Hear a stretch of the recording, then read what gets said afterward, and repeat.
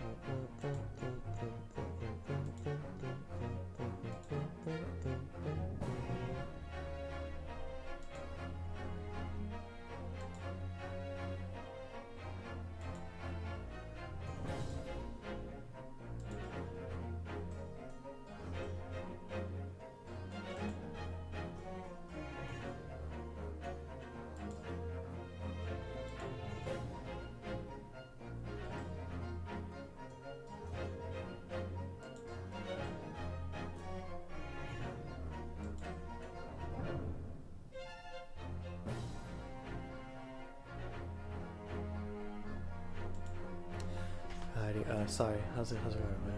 Hope you're all doing well. I'm trying to fix the playlist for this series because for some reason the last two streams I did on Saturday, they just bugged out. Like genuinely, they just bugged out. I don't understand. So, like in the playlist order,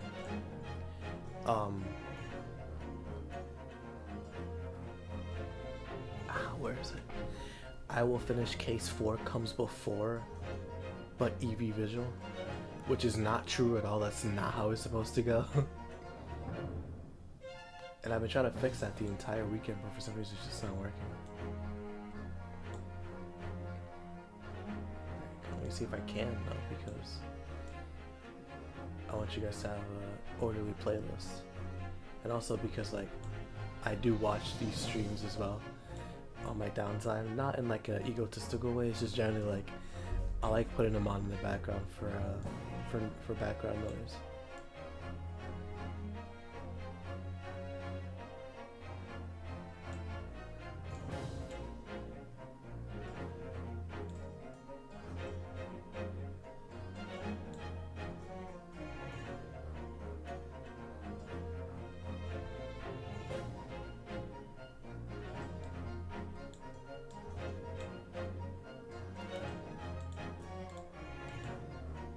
I don't even have to click on it. Let me see.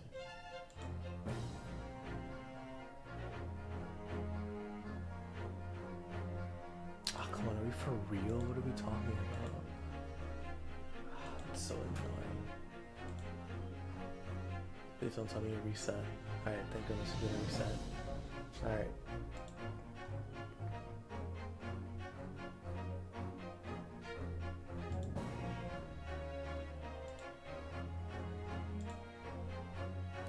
That's how it goes.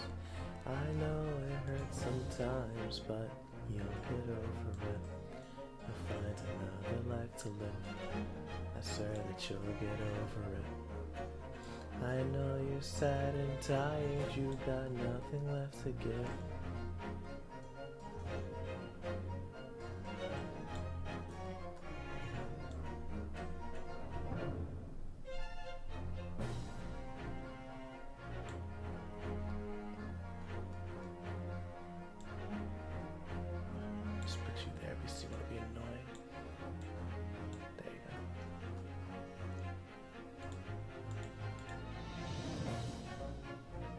Alrighty.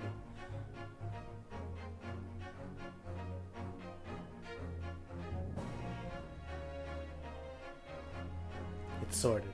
It's finally sorted. All I had to do was just edit it on my computer. Alrighty. And now, first and foremost, we add this stream here.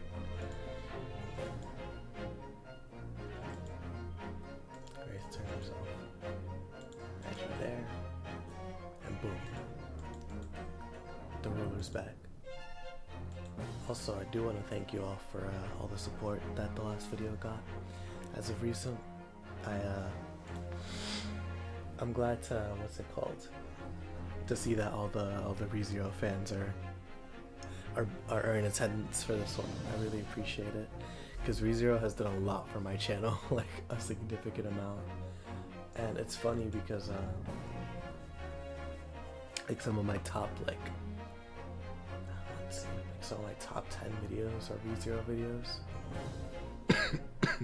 1, 2, 3, 4, 5, 6, 7, 8, 9, 10. And soon enough that ReZero video will reach the top 10 as well. So like I am super appreciative of what the ReZero fan base has done for my channel, because every time you guys always pop out, and I love that. One of my friends, it's Icarus for the people who watched my channel before, he was talking about like how I might be the ReZero guy, like because people really pop out for that content, and it's just funny because he might be right. Like I might need to do like a pivot into ReZero content for like the foreseeable future, so I can grow the channel better. As a what's it called? As a how do I put it? As a play, you know, as a not a lateral movement, but a vertical movement. But you know, we'll play it by ear. I still want to do content like the Grace Attorney videos, because even though it didn't perform well, I still love doing it. Like, there's no denying it. But you know, we'll see. We'll see.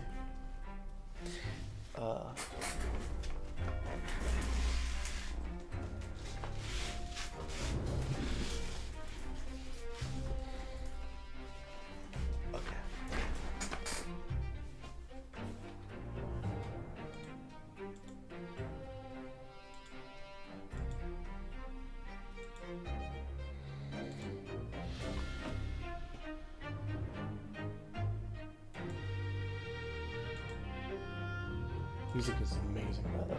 Can't wait to make a video on this game. Alrighty, 3rd of November, 9:14 a.m. Old Bailey defended its antechamber. You can really feel the immensity in this. So, the time's finally come. Today, we unravel everything.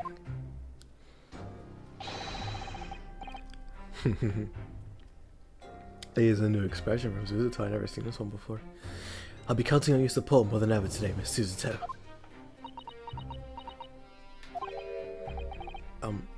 Miss Suzuto.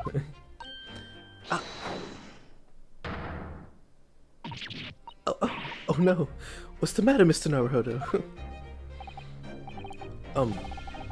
Nothing. I was just saying that I'll be relying on your support today, but... Oh, I'm so sorry. Of course. I know I can be rather incompetent at times, but... I shan't let you down.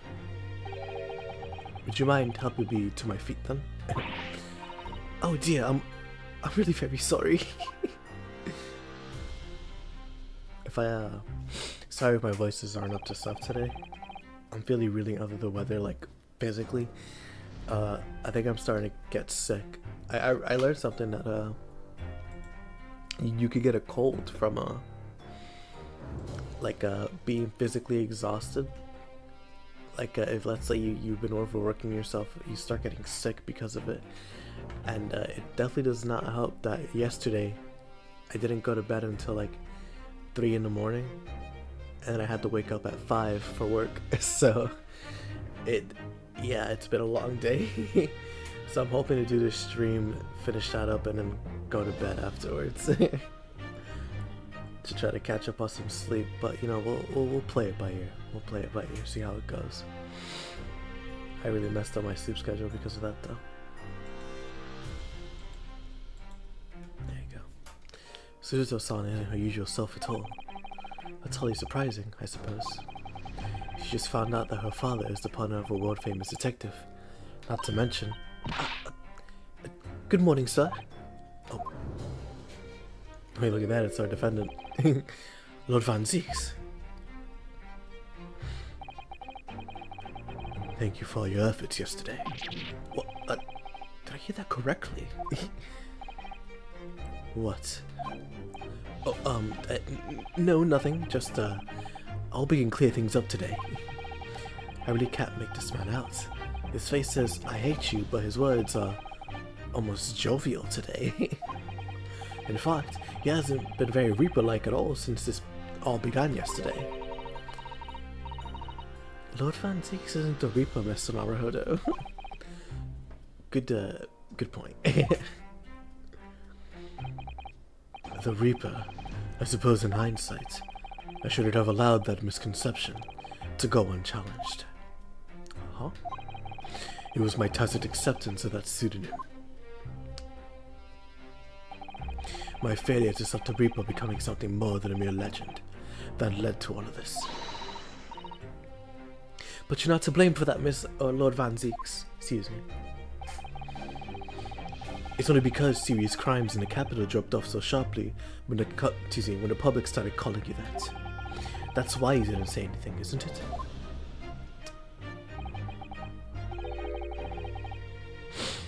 To be frank, I'm not sure that was the sole reason. What do you mean? There was a rumor at the time that the Reaper was really the ghost of my late brother. That having been slain by the evil killer, Clint's restless spirit returned as some sort of demigod, to wield the deadly blade of justice where I, by dint of the law, could not. Yes, we heard that story too. When I lost him, I felt as though I'd lost my guiding light. I didn't know where to go or what to do. And so, in some small way, I wonder perhaps those rumors made me feel his absence a little less keenly.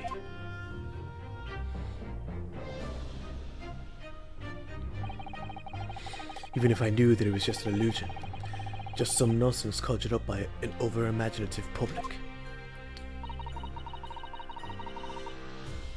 He was obviously very important to you, Lord Clint Van Zeeks. Well, what's important now is uncovering the truth. That's what that matters. I know that you didn't take anyone's life, and I intend to prove that beyond a shadow of a doubt in court today. I never thought I'd say this, but I can see it in your eyes, that burning desire to cut through all the lies and deception. I cannot deny it any longer. You are a lawyer of absolute integrity. Thank you. Now tell me, why do I detect the scent of an expensive tea leaf? Why do I detect the scent of expensive tea leaves in the air? Oh, Iris. Excuse me, wow. What did you get here? Oh. I brought you one of my special blends. Harley loves it. He says it helps him clear his head. I thank you. Oh. That's surely the first and last time I'll ever see a sight like this. You seem different today, Iris. Well, what'd you put in this? Is something different? There you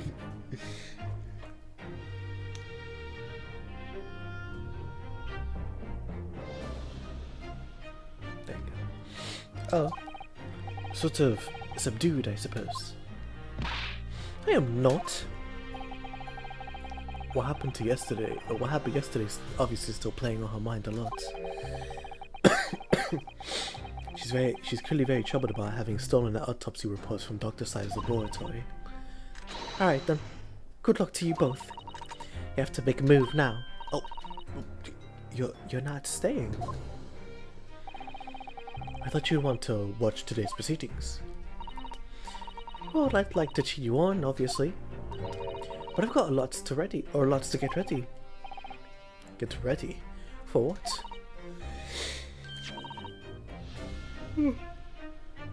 Excuse sorry. Gonna be a lot of yawning today. Oh yes, would you take this? Isn't that one of the little felt dolls that usually hang up on your knapsack? Yes, it's a lucky charm, and it's a Harley that I made once. A Harley? It looks more like a Harley to me, but shh. If for some reason you completely run out of options in the trial today, then just pull this into Harley's ears as hard as you possibly can. What? Pull his ears? That's right. It's a way to bring good luck. I think you might need it.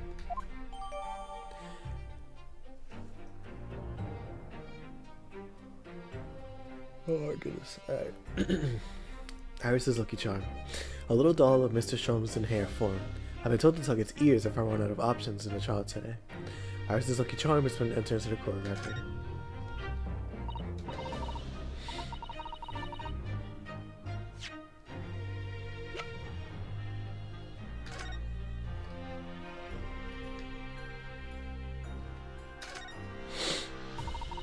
What's a charming little rabbit version of Mr. Sholmes? Do you suppose this is how Iris sees him? Are you alright, Mr. Naruhodo? Your eyes are veritably boring into the poor doll's ears. Oh, sorry, I was just wondering. What do you suppose would happen if I were to tug its ears with all my might right now? I'm sure that we'll find out when the time is right. To become a proper gentleman, you must really learn stoic patience. But I want to know!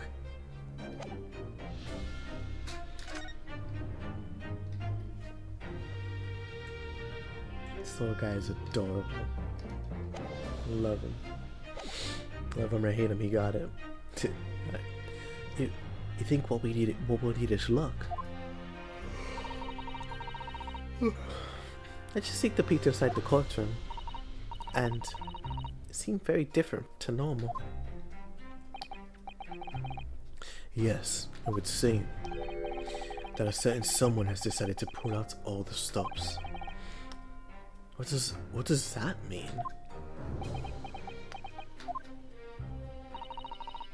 What about Mr. Sholmes, Iris? I don't know.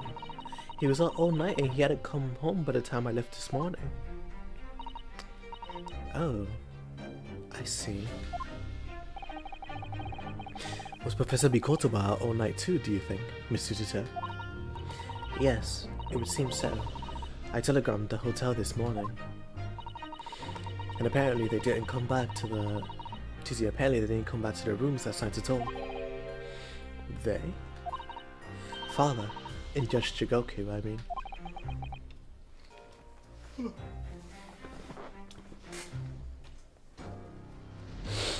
Judge Chigoku too? That's right. Nobody appears to have seen either of them since yesterday. Because of the defense and the defendant, court is about to be in session. Please make your way inside the courtroom at once. See you there.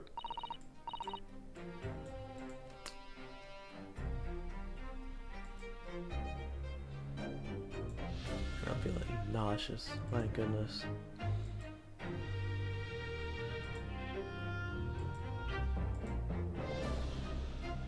There you go.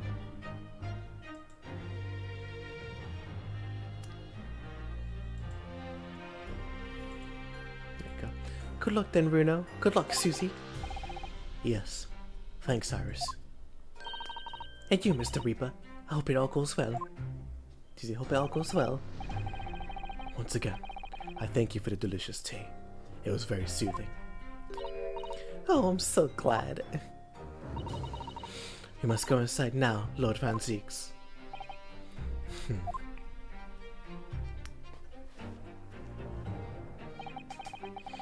Lord Van Zieks has always been the formidable prosecutor I've had to lock horns with in court.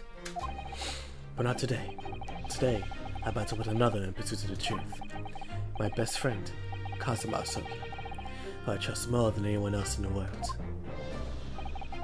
Now I understand what it was that drew me here to Britain all those months ago. Now I know exactly what destiny had in store for me. It's all be leading up to this one day, to this one trial, to this one final reckoning. Watch this, guys. Watch this. When they said this trial was different, they were not lying. 3rd of November, 9:30 a.m., the Old Bailey courtroom.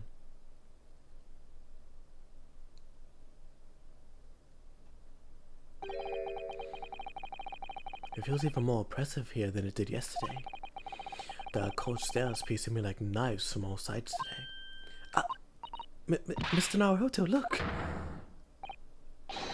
It... Lord Strongheart? Kazuma must have known beforehand. The ramifications of this trial now extend far beyond the murder of one Scarlet Yard Inspector. In fact, events have come to light that threaten to rock the very foundations of our country's legal system. The escape of a condemned criminal on the night of his execution, the subsequent unlawful shooting of a man, and the revelation that the prison staff must have been complicit in a jailbreak.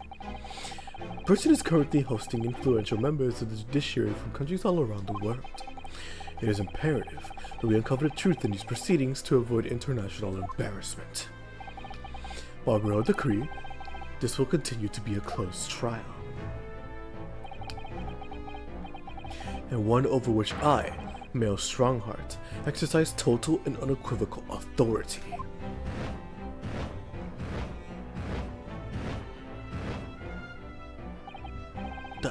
The six Joe is flames.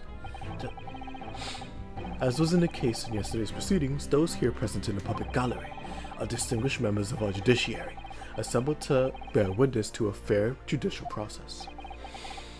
In other words, a collection of your acolytes, Lord Strongheart. Guilty. On a personal note, I find this most distressing, Lord Fantiques. You are a prosecutor of exceptional talent. Much like your brother, Clint, in fact.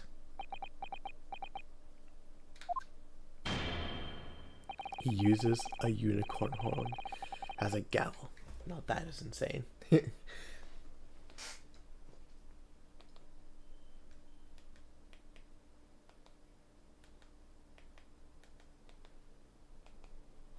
They're talking about Diablo, bro. I'm talking about Diavolo.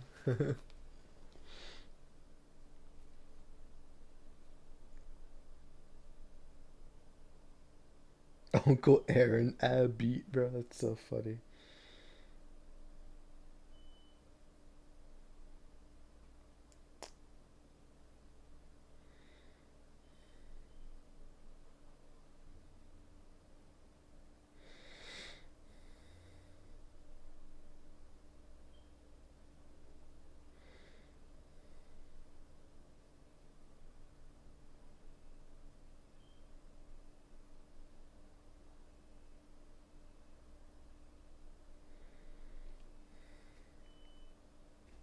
There you go. Okay, sorry.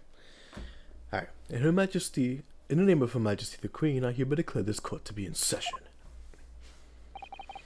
For the trial of Baroque Van Zieks, who officially stands accused of murder.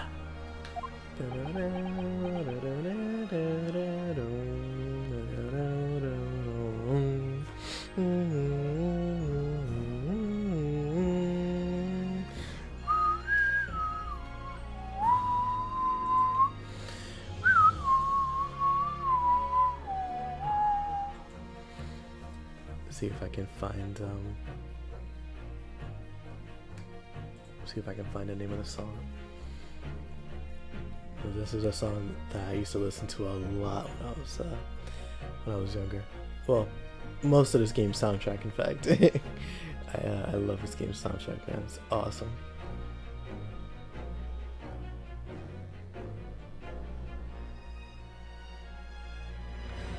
Probably not, actually. It's probably not in here.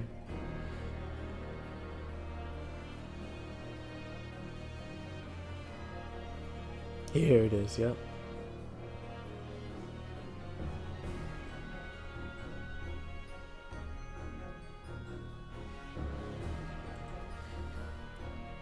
Spotify. I don't know if any of you knew, but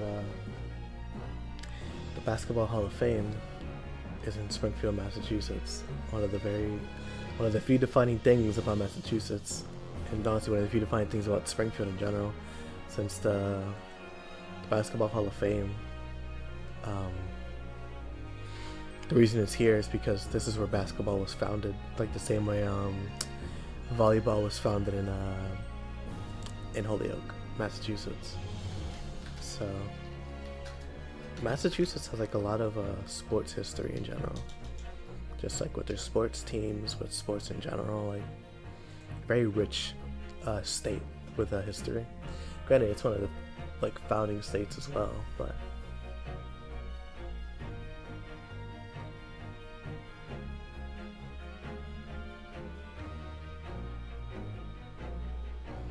yeah, the Great Close Trial. There you go. This is what this song is called. Anyways, yeah. Counsels for the prosecution and defense. Are you all in full readiness to proceed? The defense is ready, my lord. The defense is ready, my lord. That's easy. The defense is ready, my lord. As is the prosecution. Yesterday's proceedings brought to light a shocking and disturbing fact. There is a side to the victim, Inspector Tobias Gregson, that was unknown to his superiors at Scotland Yard. Yes, he was carrying out operations in secret, which Scotland Yard knew nothing about. And in those clandestine operations, he had an accomplice. Mr. Dally Vigil, who would be given the inspector's identification, and present himself around the capital in order to establish credible alibis for Gregson. In that way, Gregson appeared to be carrying out his regular Scotland Yard work, when in fact he wasn't. At the end of yesterday's session, Mr. Vigil, who had been suffering from amnesia, regained his memory.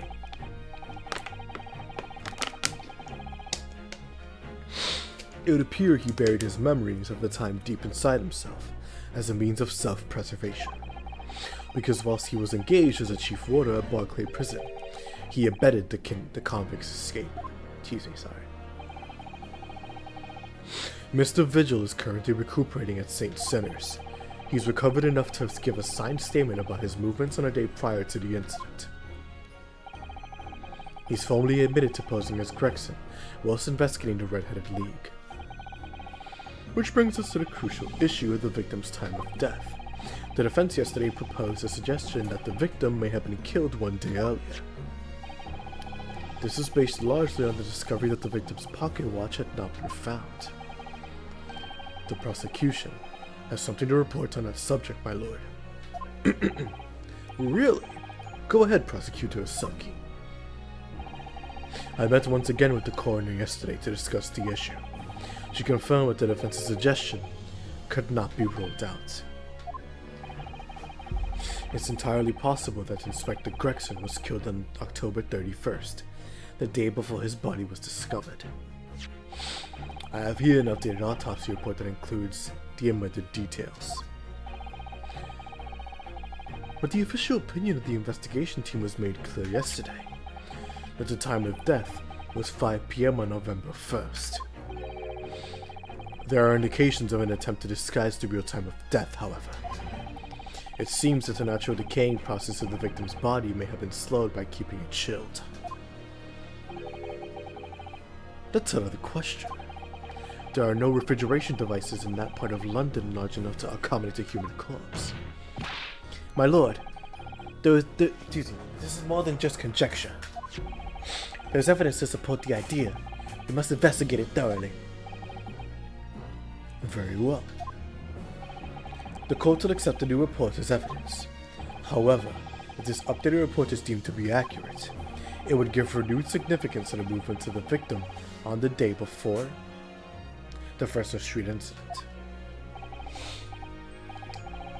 It would, yes, especially since on that day, Inspector Gregson was using Mr. Vigil to cover up his real movements. It's conceivable that he was killed in the course of his secret activities. Do I sense that the prosecution has some information regarding those activities? Scotland Yard had put an amazing effort into investigating that precise matter yesterday.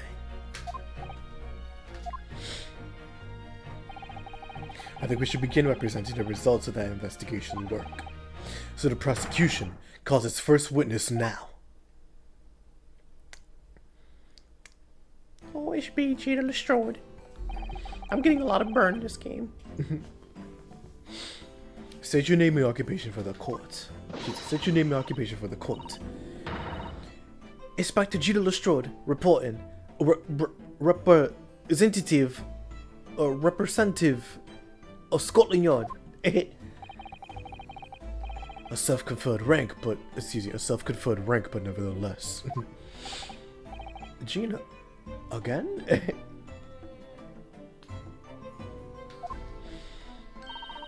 What's your problem, Odo? What's with that Gina again look, eh? What? The boss meant the world to me.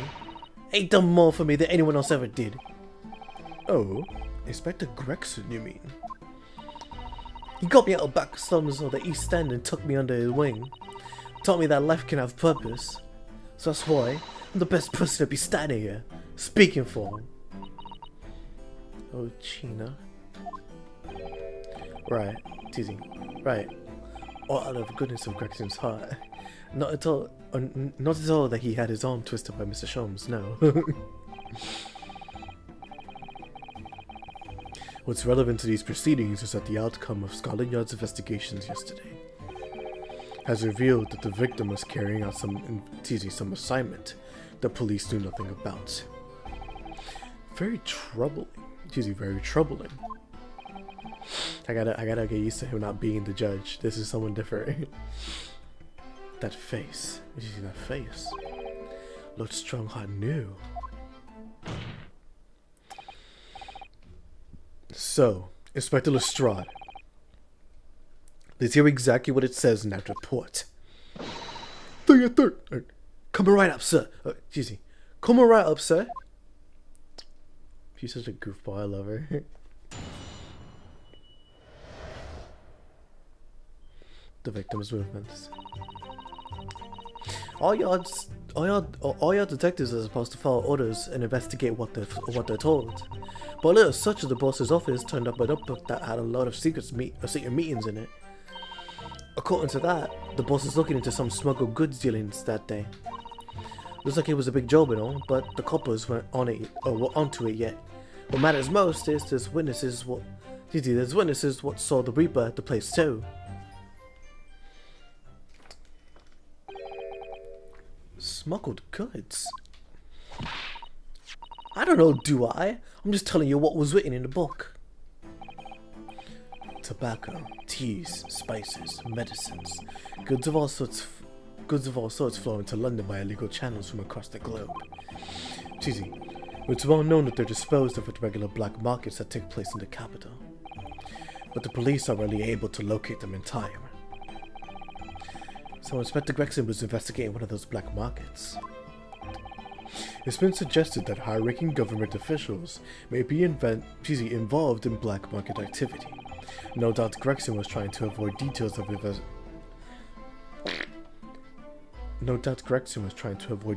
his investigations being leaked to the involved parties. That would explain why he was operating on his own authority, without the Yard's knowledge. And do we know where the dealings were taking place this time? In a particular room of a certain exclusive London gentleman's club, and on the day in question. The accused is known to have been there. That's the conclusion of Scotland Yard's investigation into the matter. That can't be. We haven't heard anything about this until now, because it's always like this. They always hate the defense attorney. Members of the club have testified to it. There's no question. The accused, Barack Van Zeeks, was present. That would be very significant testimony then. Oh my, but...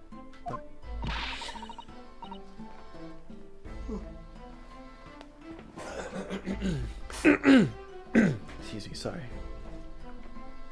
Lord Van Zeeks has made no mention of this. At all. Like, at all. Why do they hate us?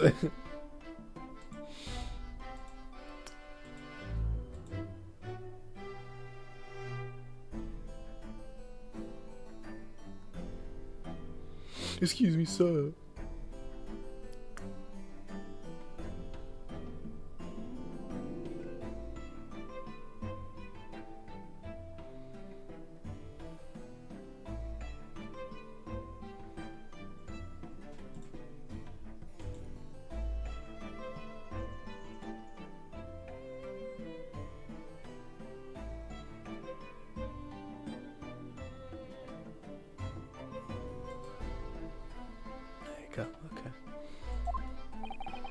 In short, Lord Van Zieks had ample opportunity to murder the victim.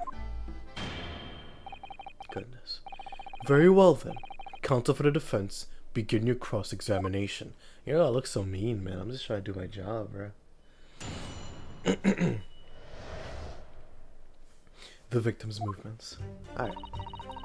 All the odds, detectives are supposed to follow orders and investigate what they're told. Oh yeah, like you. So, you follow orders, do you, Gina? I guess that was right. Do you, Gina? Nah, not me.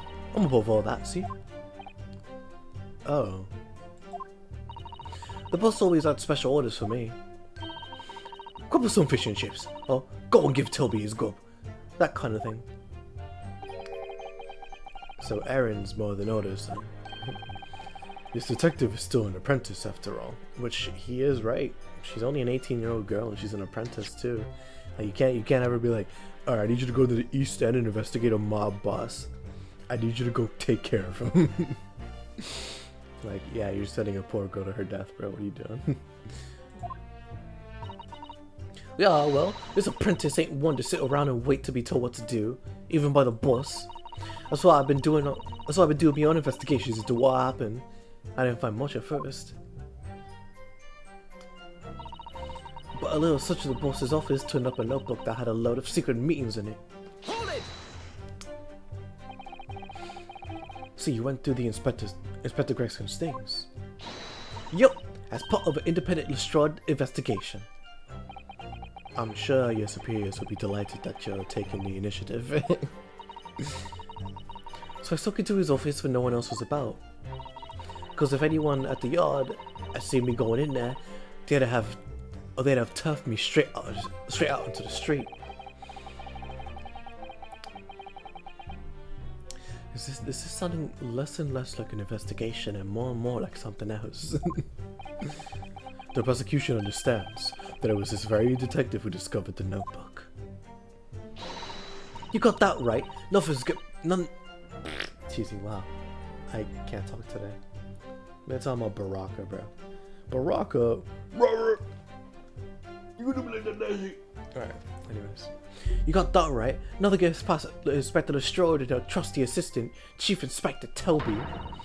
We found a hidden in one of his desk drawers that had a false bottom. That's impressive. I can't even deny that. I said I went to oil myself and no one could find me, so I could have a butcher's at what was written on it. Because if anyone at the yard found me out, they'd have toughed me straight onto the street. I've given it. Oh good lord, I can't talk. I've given it in now, though, ain't I? And if it weren't for me, it never would have been found. According to that, the boss is looking into some smuggled goods dealers that day. Hold it! Do you have any idea where those dealings were taking place? Yep. It was all there in the boss's notes. Let's see if I can remember. As I already said, the illegal dealings were due to take place at a gentleman's club. Yes, I remember, but I was hoping to find out the name of the club. That won't be necessary. What? It's conceivable that the club might be used again by the smugglers in the future. Therefore, the prosecution has been asked not to reveal the name in these proceedings.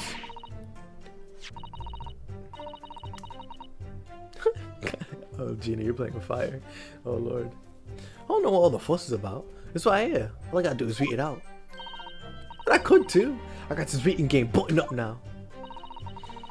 Can I show you what I can do? Go on, what's the harm? Judge hasn't signaled his objection yet. I could try to find out. What should I do?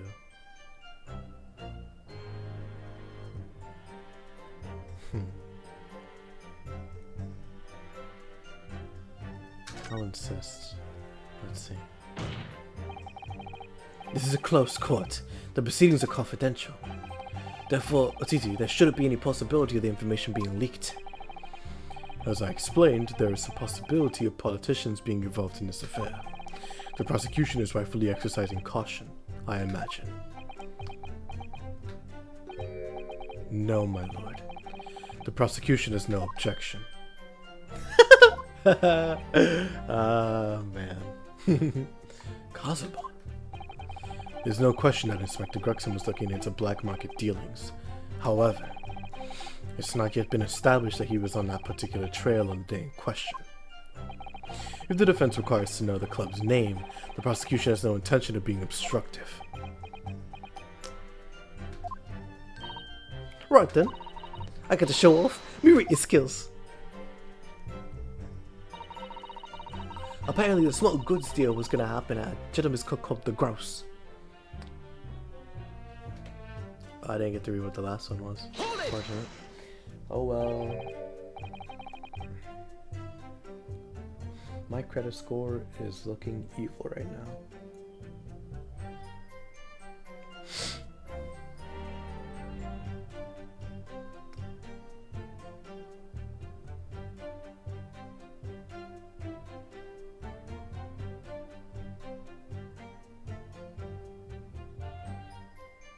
Yeah, it's not too good.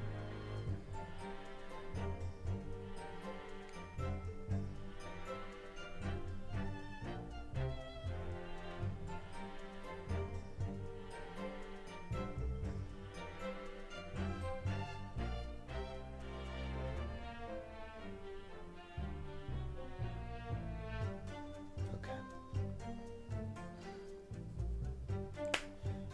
Oh wow. I forgot to do that today. I gotta make sure I do that before the day passes.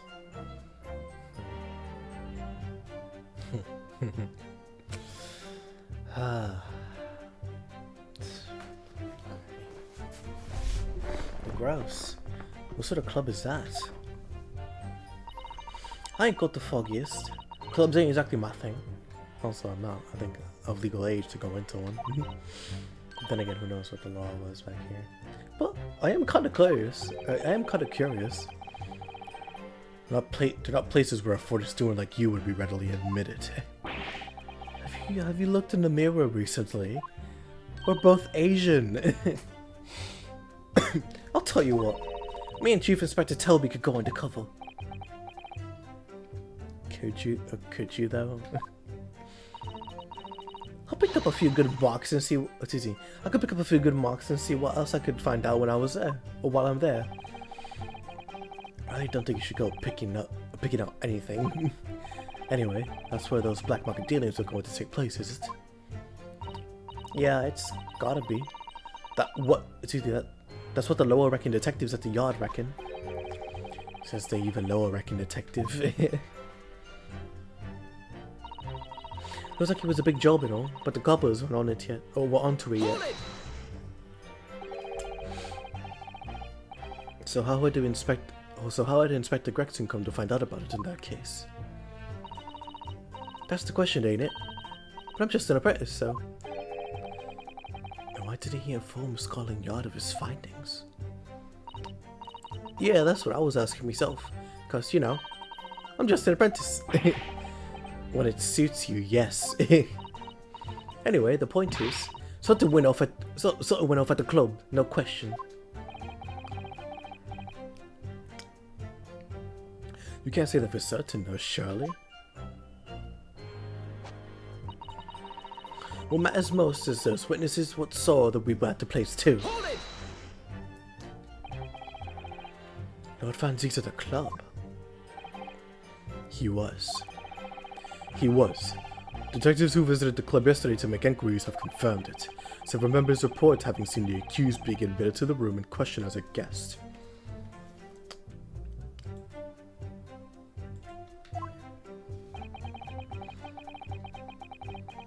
It looks as though there's no disputing that he was there then. Well, we know that Lord Van Zieks was investigating Inspector Gregson, don't we? Perhaps he'd already discovered the Inspector's secret notebook.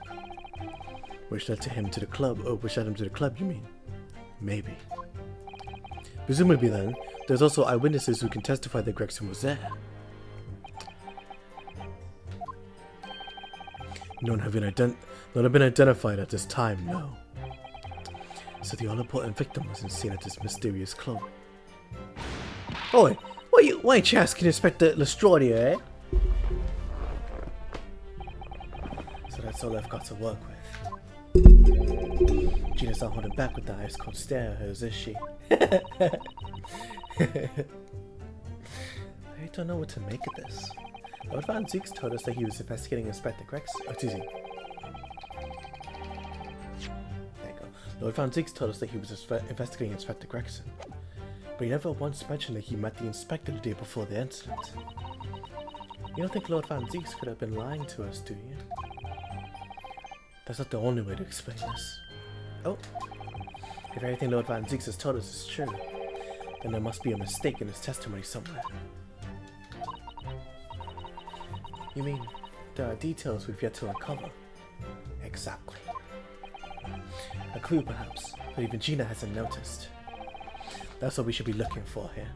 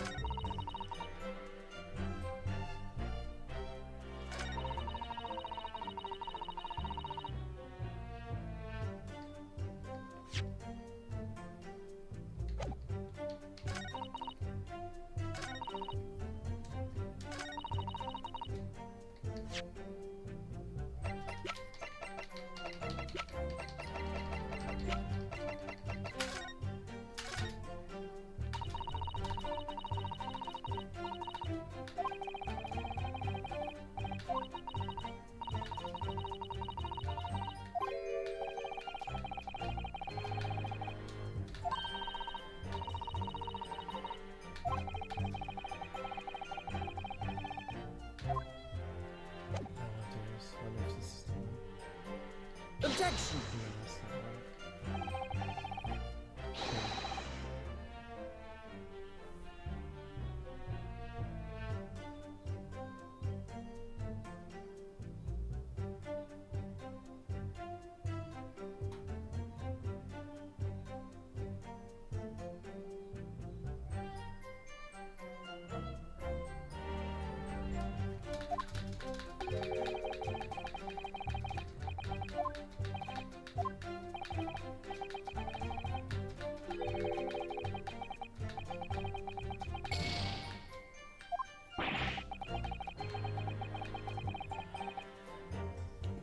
I didn't even realize what you said.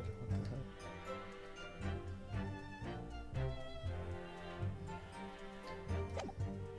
the hell?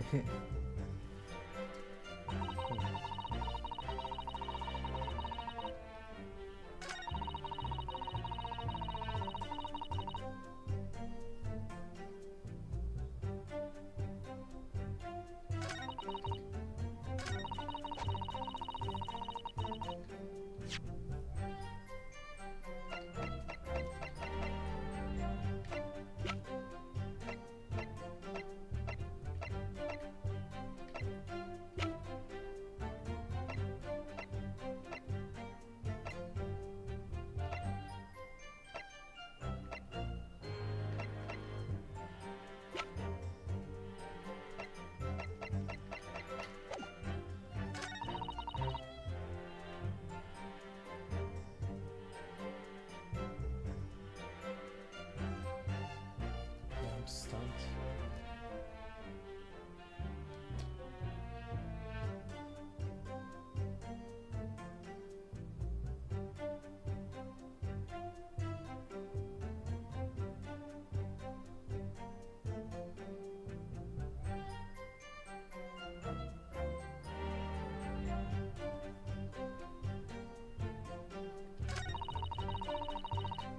Wow.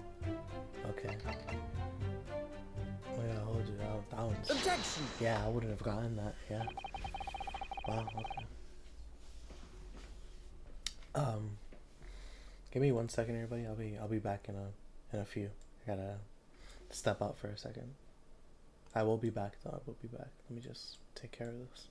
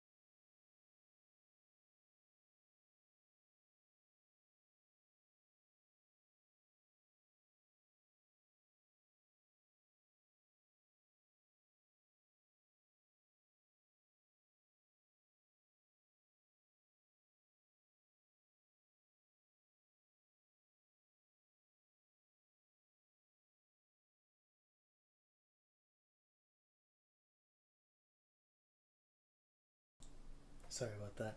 Know that I've been gone for almost 40 minutes, but... Well, yeah, there's no but. I've been gone for 40 minutes, so I'm sorry about that. I'm gonna try my best to continue this stream, like, at least get to, like, the end of this section. But it's gonna be a pretty underwhelming stream if I've been gone for half of the time. If I've been gone for as long as I was streaming. So, sorry about that. But, anyways, what we can do now is just make do with the time that we have, so.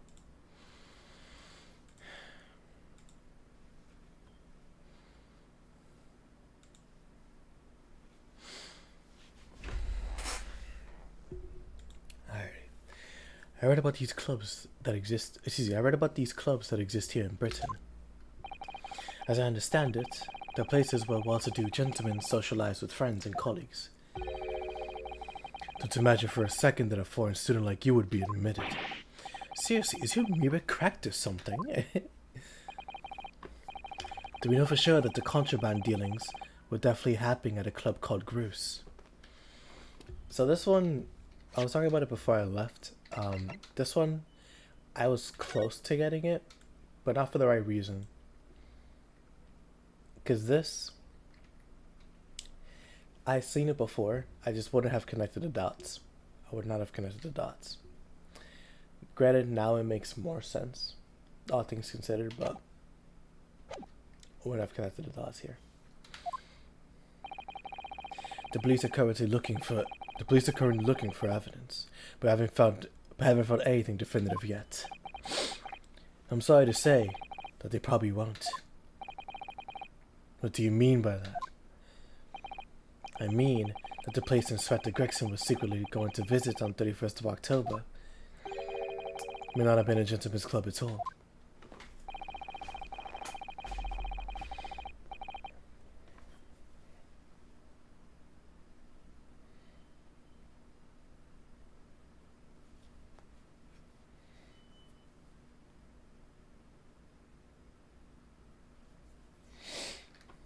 There you go. You're showing a very irreverent attitude toward our country's police country's police force, their counsel. If it wasn't a gentleman's club, then what was it? A steamship. A steamship. You think it's a ship? Okay, no, to be fair, maybe I could have pieced this. Maybe I could have pieced this together.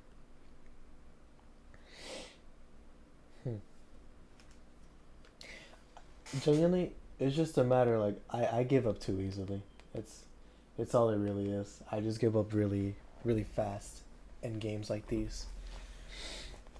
Because I guess it's a matter of, like, I don't believe in myself enough to do it. Or at least, I don't want to expend the effort in trying to do it. If I don't get it immediately.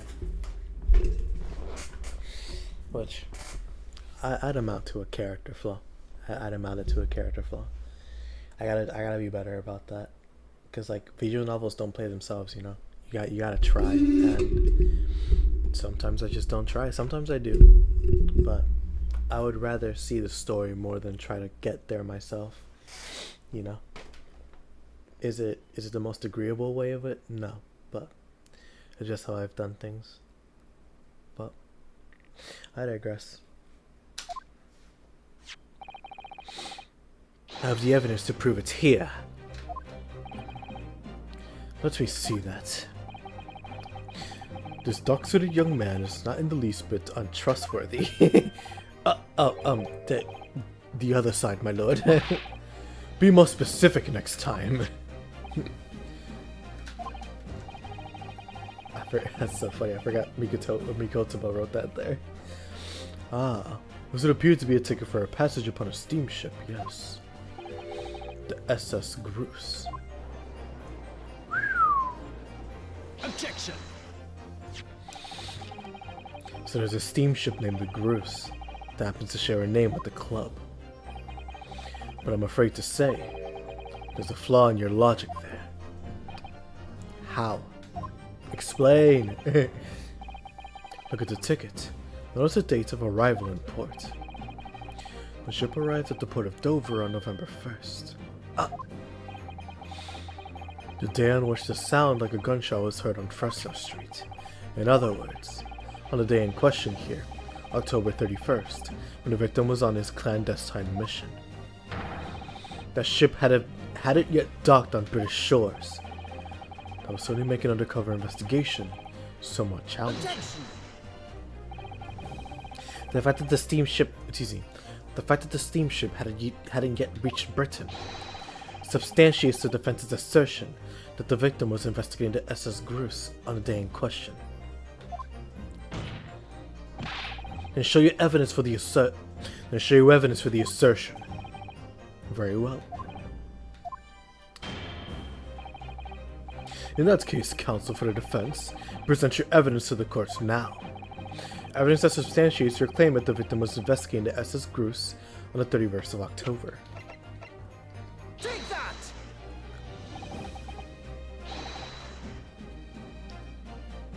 I'm so stupid. It's a passport. Because the passport is in the luggage, but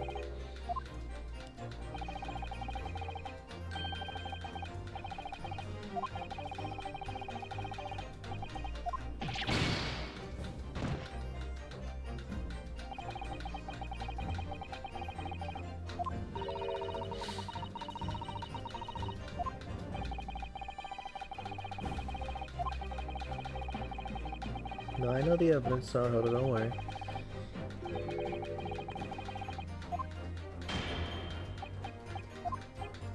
There you go. Passport. Right here. Yeah, because like the reasoning makes sense of how you can get here. Again, I just gave it too quickly. Anyways. What's this? A passport for travel issued to the victim. Dated 31st of October. What are you suggesting? I'm suggesting that just one day before the inspector's body was discovered, there's a distinct possibility that he wasn't even in the country.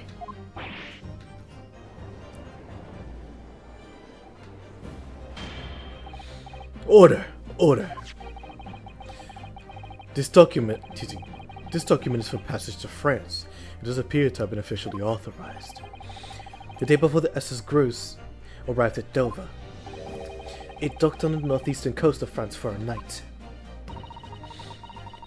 According to my father, who was on board at the port of Dunkirk. Dunkirk, France. What could possibly have taken the victim there?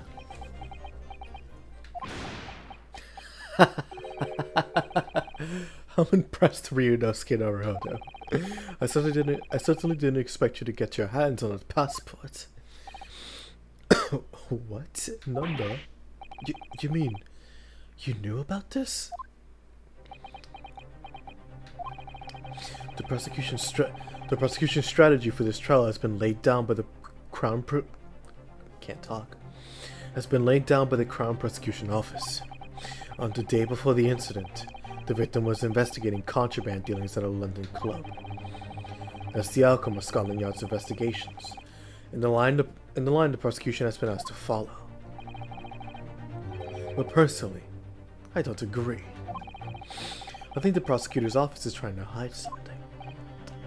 Nanda? And now that you've expertly disproven their assertion, I tend to reveal what I believe that something to be. What are you playing at, Prosecutor Asogi? A courtroom is a forum for the truth, my lord. Which is why it's my duty to present all the facts, without exception. Let me guess. This was your intention from the outset, wasn't it?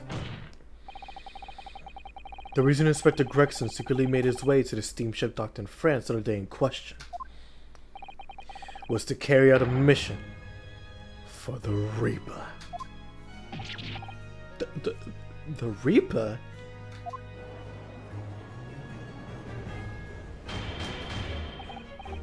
Order! Order! What on earth are you saying, Counsel? The prosecution made an assertion in court yesterday. Inspector Gregson was investigating the identity of the Reaper. When he discovered the location of the man's secret hideout, he was killed. As I'm sure everyone can imagine. By the Reaper's hand. But in reality, the truth is the opposite of that. What? None the? So many what's today. Inspector Gregson wasn't investigating the Reaper at all. He was in fact acting for the Reaper.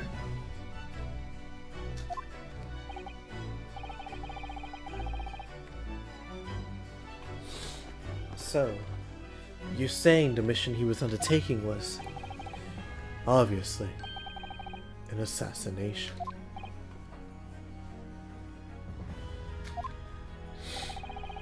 Barak Van Zieks never carried out any of the actual killings. Whenever the Reaper's victims lost their lives, he always had an iron-cast alibi.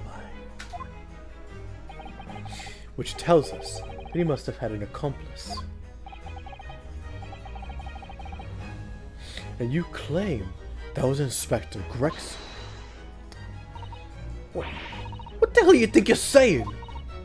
Oh, boss, we'll never do nothing like that. And yet, when you consider all the facts, it all makes perfect sense. No, it can't be. We also arrived at the same conclusion, didn't we? That Inspector Gregson was operating as the Reaper. Even so, there's no way that the person giving him his orders was Lord Van Zieks. No, the true Reaper is someone else. Barak Van Zieks is not the Reaper. A predictable response from someone who's advocating for the man. Even if it's true that Gregson was operating as the agent of the Reaper, the suggestion that he went aboard the SS Gross on an assassination mission doesn't follow at all. Oh, you have some solid reason for doubting the assertion, do you, Counsel? Absolutely. It's very simple. On the day in question, nobody was killed aboard that steamship. Professor Mikotoba and Judge Shigoku were on that very ship. If someone had been assassinated, I'm certain we would have heard about it. What's so funny? I'll kill you.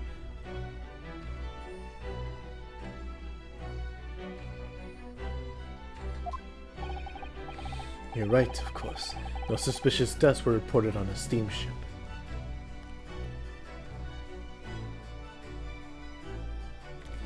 I messed it up already, wow.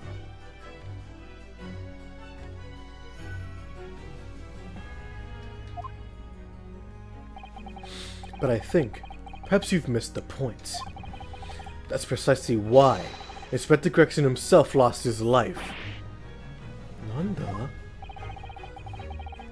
Gregson did board the SS Groose that night with the intention of dispatching his mark, but his mission ended in failure. Failure? What are you talking about, bro? What are you talking about? Man, we just be yapping, huh? There you go. It seems that the defense hasn't yet grasped a very important detail here. What are you talking about? What detail? Inspector Gina Lestrade. What? The victim's notebook that you read an excerpt from earlier. It doesn't contain details of secret investigations at all. It describes 10 years of assassination plots carried out by the Reaper of the Bailey.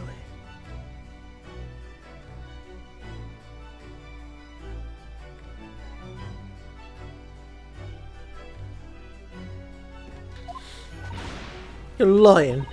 Even if all them bludgers were got taken out and had it coming. The boss, not the Reaper. Poor Gina. There's no question that Tobias Gregson was heavily involved in the Reaper's activities. You may just be an apprentice, but if you spent any time at Scotland Yard, you must have heard the rumors. I heard nothing. I don't believe a word of it. Then testify again as a representative of Scotland Yard. Consider it your chance to defend your boss. I don't. I concur. The witness will give a new formal testimony. Mr. Strahd, you will tell the court everything you know about Inspector Gregson's secret notebook.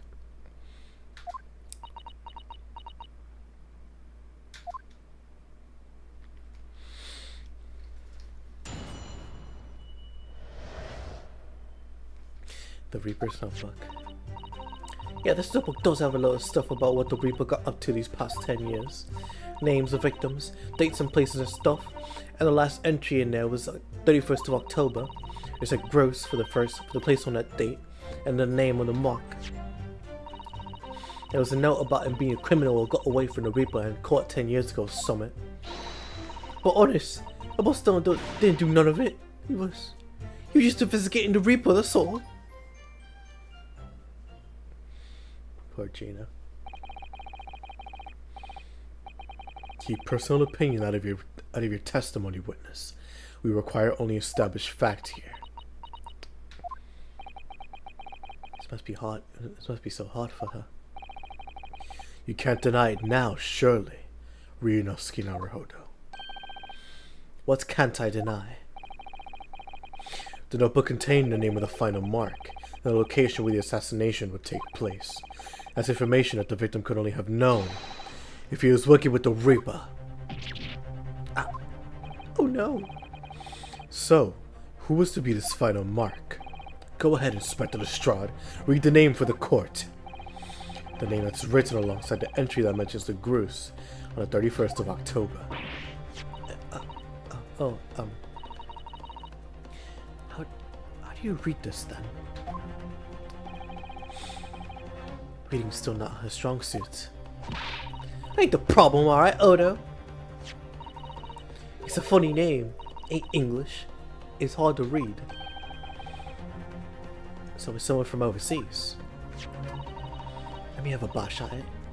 Set Ishiro? Is it? Yeah, it's Seishiro. Okyu? Maybe? Well, it can't be. Seishiro Jigoku. That's Judge Jigoku.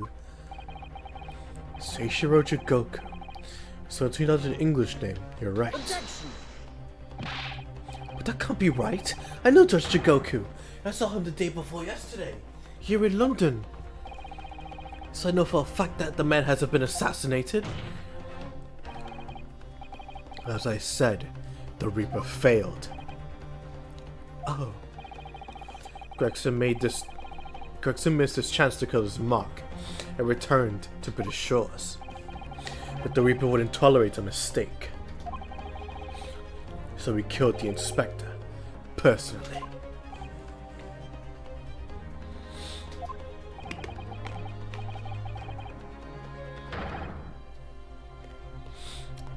The Reaper, of course, being the accused, Barack Van Zeeks. It's an undeniably logical argument. Kazuma, you planned for the trial to go this way all along, didn't you? Hold it! Let me talk my ish again. I'm back at it like a crack addict. Pray forgive the discourtesy of filling my hollow chalice whilst I stand accused of murder.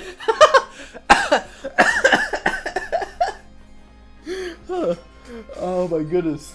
Oh wow, what a line. That's so funny. Pray forgive the discourtesy of filling my hollow chalice whilst I stand accused of murder. Wow, man, this man holds no fear in his heart. Even if he's being accused of murder, he does not care. He does not care. what I see. This is a healthy stream. 1, 2, 3, 4, 5. Oh, I see. Just take off an hour and a half from there.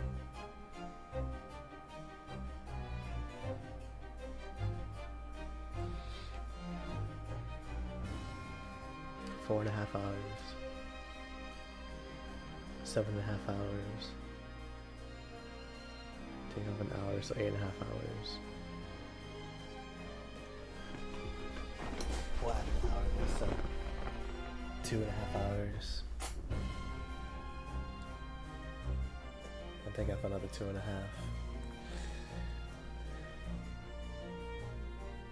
Nah, just take off 2.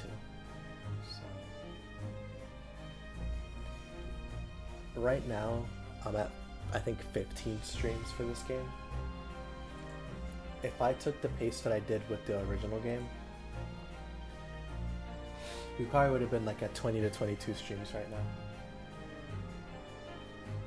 Yeah, around there. If it was like 2.5 to 3 hour streams every stream, it would have been around like 20, 18 to 22 around there. Probably like 20 around there. Anyways. Lord Van Zix! The accused has no right to speak uninvited in court. You will return to the dock. I say nothing of whether or not I'm the Reaper. That's a task of this court to decide. There's one thing I can say unequivocally. That girl is no detective. Oh, that's not... No, that's right, I ain't. I'm an inspector. Repeating rumors heard around the yard. Reading entries from a notebook of unconfirmed origin. That's not testimony. It's practically a script. No doubt the rest of this trial will go exactly as you clearly planned.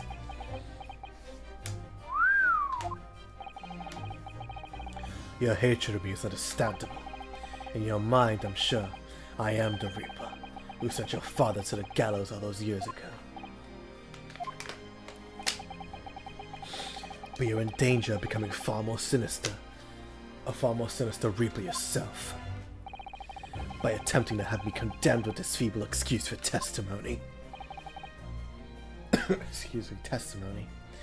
What did you say? Mr. Naruhodo, this is our chance. My lord, the defense requests that the offendant be allowed to speak. He may be privy to important information relating to the testimony just given by the witness. Very well. I'll make an exception and grant the request. The defendant may remain in the witness stand for the cross-examination. Then allow me to toast to the court's impartiality.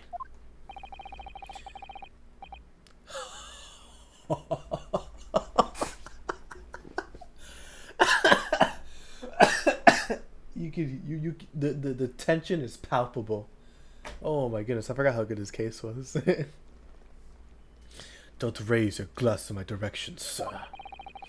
Counsel for the defense. Begin the cross-examination immediately. Aye, aye, so you're third. At once, my lord.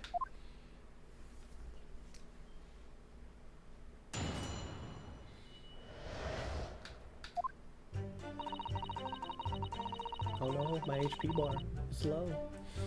Yeah, this Tizzy. Sorry, wow, stutter.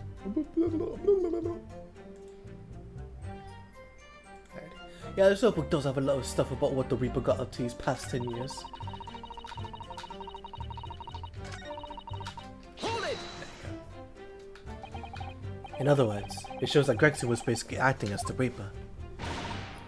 Not you and all. Tizzy. That ain't the only explanation, is it? You could have been investigating the Reaper in secret. That notebook said we found out.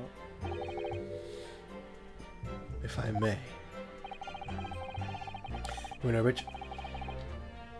I thought she was looking at him. Not gonna lie. When originally people began referring to me as the Reaper, I didn't object. I believe the power to intimidate London's criminal classes into compliance with the law to be beneficial. But you carried out your own investigations into the true identity of the Reaper, didn't you? Yes, and those investigations proved conclusively that Gregson was one arm of the Reaper. One arm? What are you on about?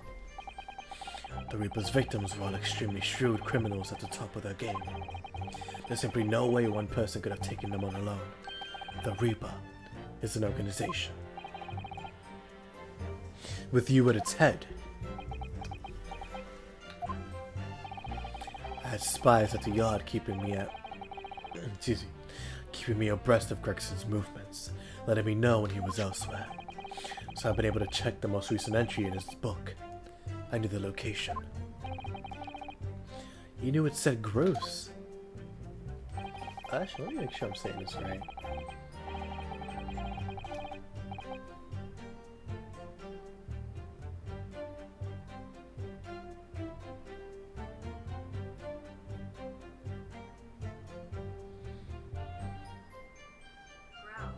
I've been saying it wrong the whole time. It's grouse.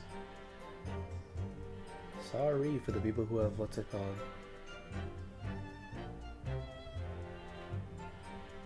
Yep, sorry about that. Believing it to be a reference to the Gentleman's Club, I went down the day in question to investigate, alone. Ah, so that explains why several members of the club claimed to have seen you there. But of course, the inspector was not there. Because at the time he was making his way to the steamship docked on the northern coast of France, as shown by the passport found in the victim's metal trunk. Very well then, back to your testimony about the contents of this notebook. Fine. Is something wrong with Naruhodo? You seem a little shocked by something a moment ago. Oh, no, it's alright. I'm overthinking this, aren't I? Names of victims, dates and places and stuff. And the last entry in there was October, the 31st of October. Names of victims, dates, places, and stuff. What's in particular? Well, besides the victims' names, this other name kept cropping up. What other name was that?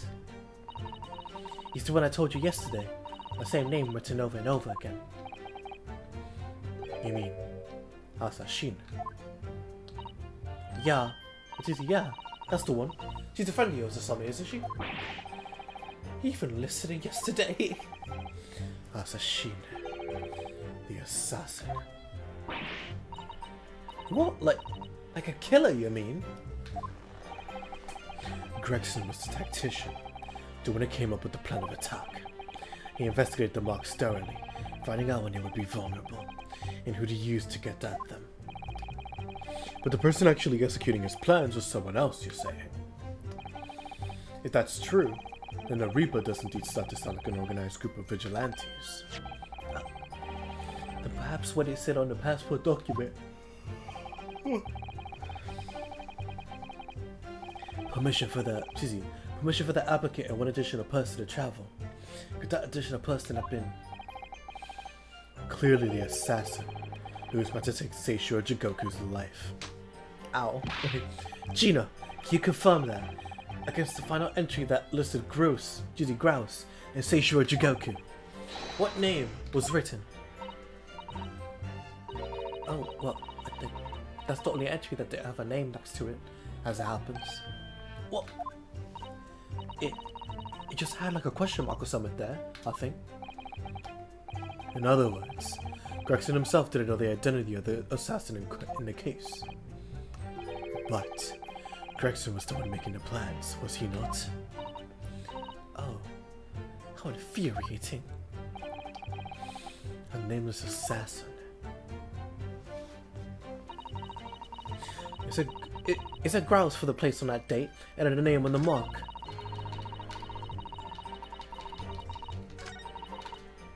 Hold it! Are you saying that the mark listed was Seishiro Jigoku? That's what it said. Funny name if you ask me. And I thought your name was old.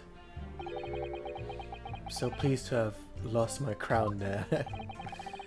Mrs. Jigoku is the presiding judge of Japan's Supreme Court of Judicature. I remember the man. He came to our country as a visiting student 16 years ago.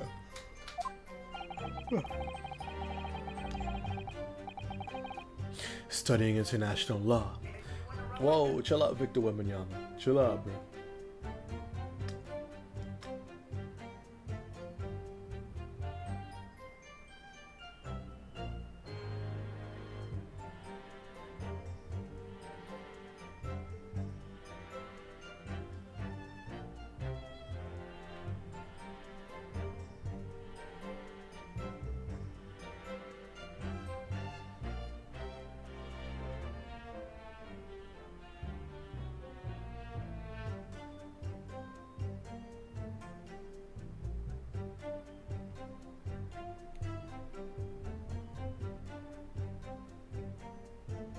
What is Big Sean learning about anime?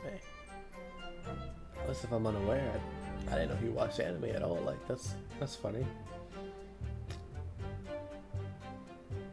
There you go. Studying international law and diplomacy under your tutelage, Lord Strongheart.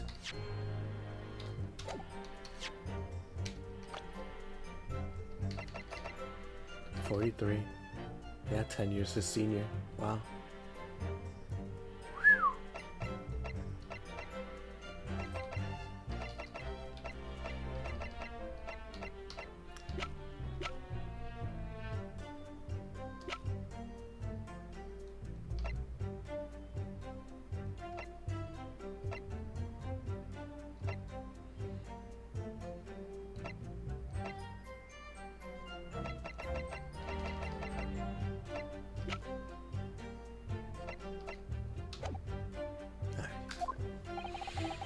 That pretty young fellow was a very able man, I must say. So that Strongheart was Judge Jigoku's mentor. If I'm not mistaken, he returned to Japan 10 years ago now. 10 years ago, after that fateful case. Precisely. In the aftermath of the Professor case, his repatriation was organized immediately. It's a mystery why such a man would be listed in the inspector's notebook. I think it was possible, but the mooding has got even worse now. Maybe I'll just keep talking. There was a note about him being a criminal who got away from the Reaper in court 10 years ago, Summit. Hold it! What do you mean a criminal? What do you mean a criminal? Judge Jigoku's a criminal. Well, don't ask me. I don't know nothing about it. Oh, do you remember what Father told us? That Judge Jigoku did once appear in court here in Britain. It was related to the Professor case, I'm sure. Yes, of course. You're right. Seishiro was trying to mitigate Genshin's guilt, so he took the stand to testify. But he got a little carried away and, actually managed to break the witness stand. He also said some contemptuous words about the British Empire, for which he was charged. I'll kill you. It was a pitiful situation, yes. I've forgotten all about it. But I persecuted that child too, as it happens. You did? It was considered to be an adjunct to the professor proceedings, you see. But he was acquitted after being told to make reparation for the damage caused to his stand. And there you have it. Have what? Surely the accused has forgotten his own rule. That there's no saving anyone who faces the Reaper in court. Guilty or innocent alike. This is a reach. This is such a reach. What? No! Are you suggesting that the reason Judge Jigoku was targeted for an assassination? The man was sent back to Japan immediately after that trial. The Reaper had no time to do his work. But then, 10 years later, the mark returns to Britain once more. Perhaps now you start to see just how vindictive the Reaper is. Come on, that's absurd! To take someone's life for that? Isn't the whole premise of the Reaper absurd? Killing those who have been found innocent. Clearly the rules by which the man operates are beyond the same person's comprehension. But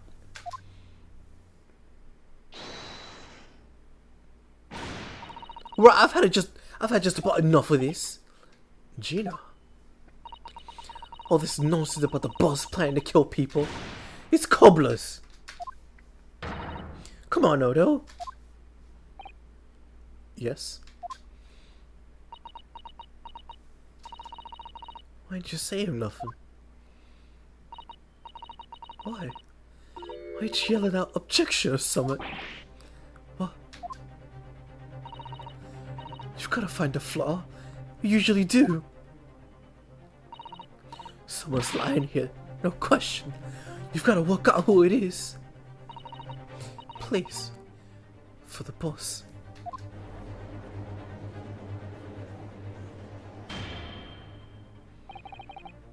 That outburst was an insult to the court, and to your own testimony. I might have known that a common pickpocket from the back slums couldn't make a detective. When this trial is over, you will forfeit your warrants card, Mrs. Strahd. Is that clear?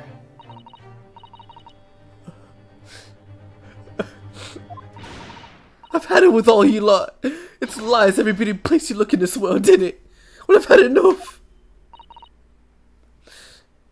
Gina. So have I. After that little speech of Gina's, I made up my mind. To do what, Mr. Naruhodo? There was one point in this cross-examination when something that was said just didn't sit right with me. One statement that seemed odd. Oh, do you mean? I'm not going to let Gina's plea for help fall on deaf ears. It's good that they had that before this one. It's pretty good. Come on, Nodo, help. We've got to find the flaw somewhere. Hold it! I want to thank you, Gina. You helped me find my resolve. Eh? What do you mean? Amongst everything we've heard during this cross-examination, there's one thing that defies explanation.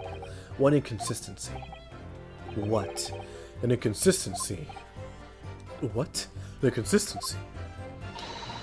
Really, Odo? I don't quite know what it means yet, but... yes, there's an inconsistency in something that was said by... oof.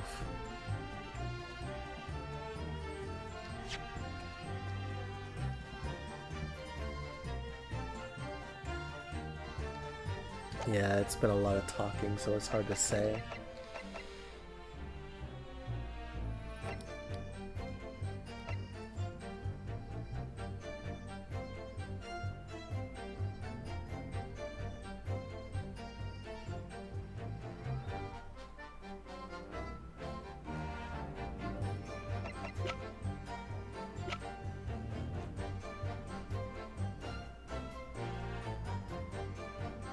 Take that!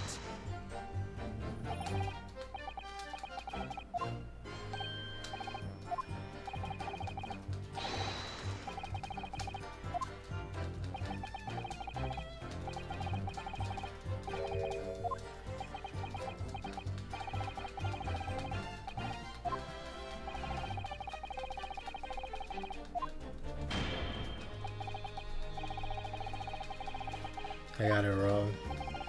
I'm just trying to get out of this, I'm not gonna lie, because I don't know what I'm looking for right now, so...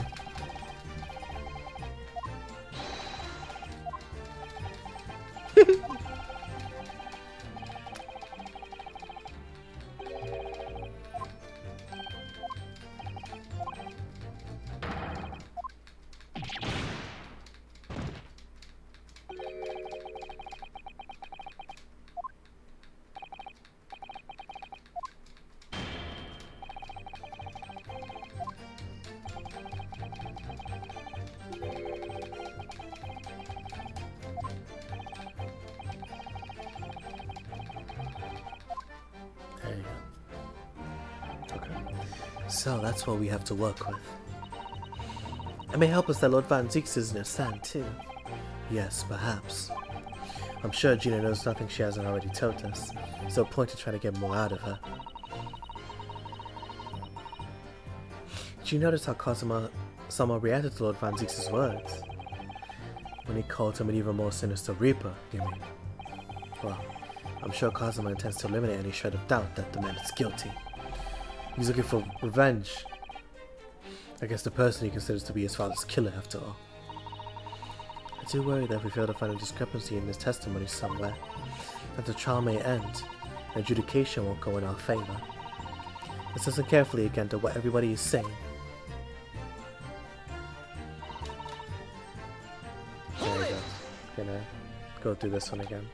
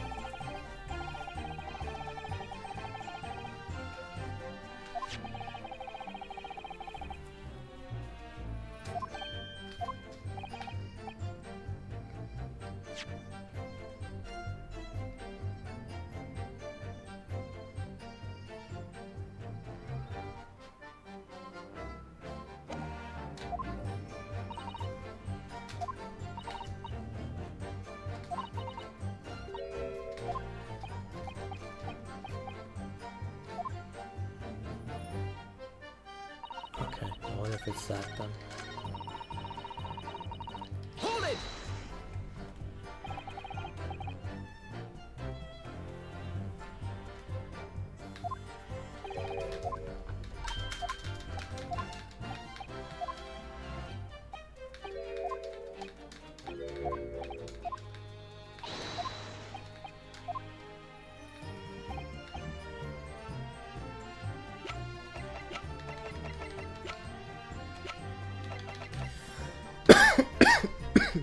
Oh goodness, excuse me. Take that!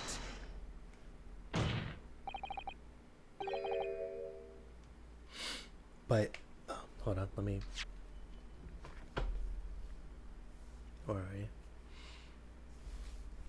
Alright. Yes, there's an inconsistency in something that was said by Kazuma Asogi. By you, Kazuma Asogi. Me? Is this some attempt at filibustering counsel? Prosecutor Asogi has given no testimony. He's been talking. What does it matter if he hasn't? He said something. Oh, yo, I'm gonna kill you. I'm gonna kill you. What are you suggesting I said that was inconsistent? You let something slip. They shouldn't have. When I present the relevant piece of evidence, I imagine you realize what you've done. Very well then, counsel. Go ahead. What evidence revealed this alleged inconsistency in something Prosecutor Asogi said? Take that! This is a trunk that belonged to Inspector Gregson. Amid the construction, is it? It's certainly very heavy. What is this? A blood stain, and a relatively fresh one too. Oh, this filibustering and jibber jabber.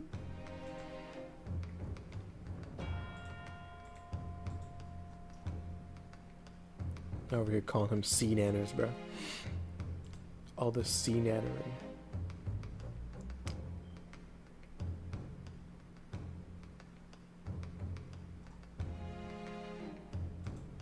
There you go. You mean that ate grease from all the boss's fish and chips? Fresh blood on the inspector's trunk. That suggests that the victim was traveling with that luggage when he was killed. That can't be. There was no mention of any truck in Scotland Yard's report. Yes, there's a reason for that. Immediately after the inspector's body was discovered, one of the street peddlers made off with the trunk, hoping to sell it. Teasing. Sorry, it's the wrong accent. Immediately after the inspector's body was discovered, one of the street peddlers made off with the trunk, hoping to sell it. But I found it, me, with me nose for trouble. Which means that nobody should have known anything about the trunk. Unless, of course, we're talking about somebody who was present when his victim was killed.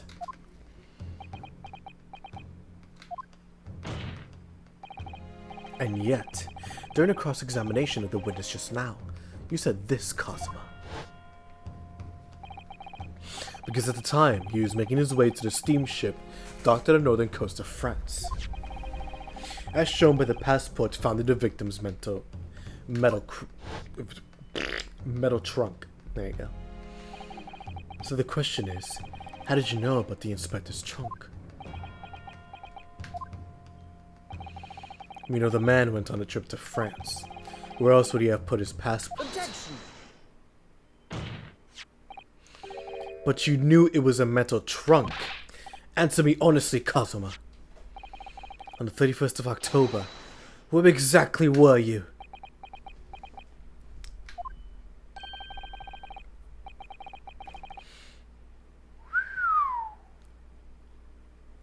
Now that is crazy, isn't it? At the port of Dunkirk, on board the SS Grouse. Is that the answer you're looking for, Ryunosuke? Cosima, what did you... It's so hollow without Naruhodo having a sword, man. So hollow. Had I considered the possibility before, but if Cosimo was there on the ship, then it can only have been for one purpose. Oh no, Mr. Naruhodo. Surely you don't think... Come on now, Ryunosuke. You know the rules. The only thing that really talks in the courtroom is hard evidence. As I understand it, Inspector Gregson always took that case with him when he traveled. So as it stands, you prove nothing. Cosima, are you challenging me to prove it beyond all reasonable doubt? That you were there that day, in the same place as the inspector. He was there, with Gregson. There's a clue that you overlooked. Let's look at the trunk and tell us. I can't be sure at this point. I'll need to verify it. But I have a nasty feeling I'm going to be right. The accusation being made is deeply disturbing, but nevertheless, we must test it. The defense will identify for the court where in the trunk this alleged clue is to be found. Pick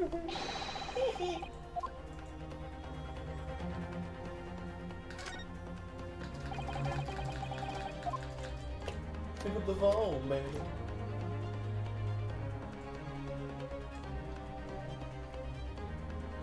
Got it! Got it! There's a small piece of metal lodged in the wall of the trunk here, like the tip of a blade. A blade?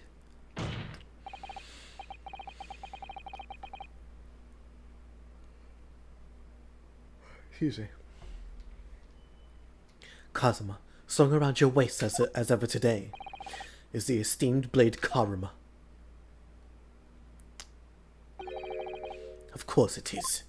Dizzy, of course it is. Won't you draw it here in this courtroom for all to see?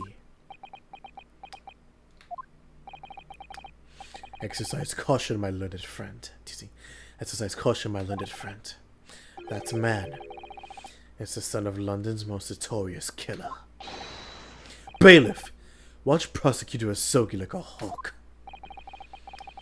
That won't be necessary.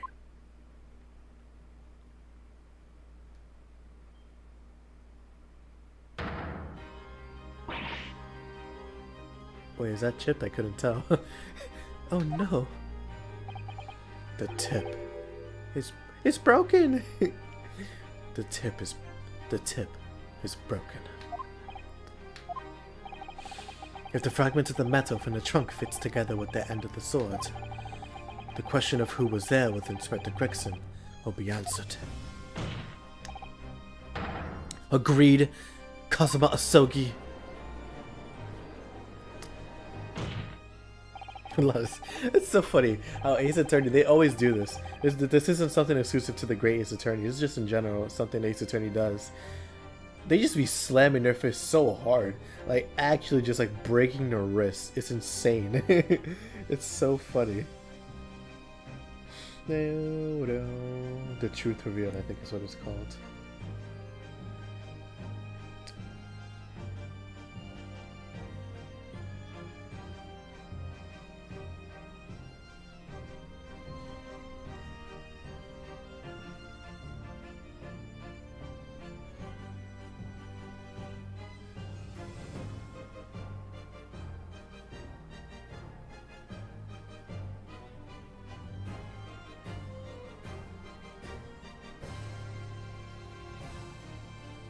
There you go. Okay.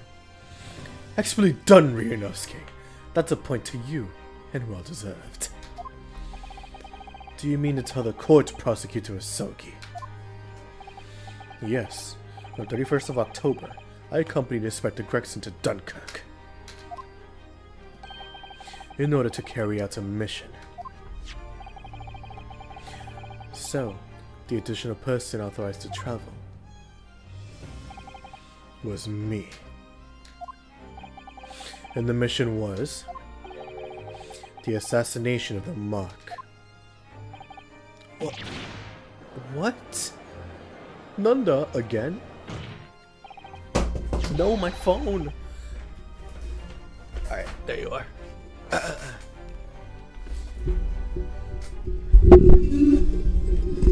This game's music is so good, man. Genuinely phenomenal.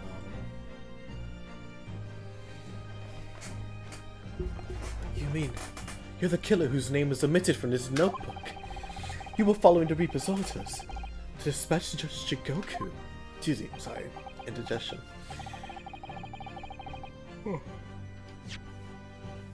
You were following the Reaper's orders to dispatch Judge Jigoku.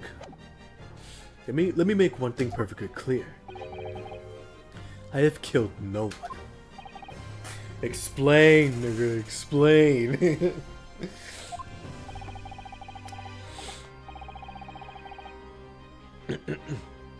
I accepted the assassination mission, yes. And I accompanied Gregson to Dunkirk. But I never had any intention of carrying out the plan. You were never going to do it.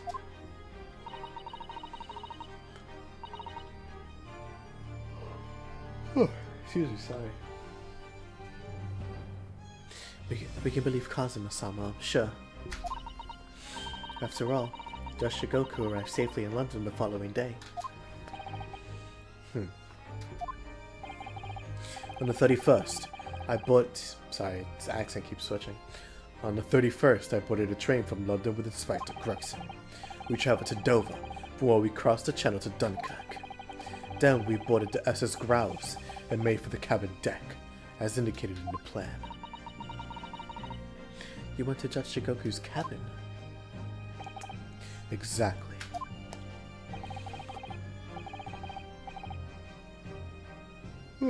Excuse me.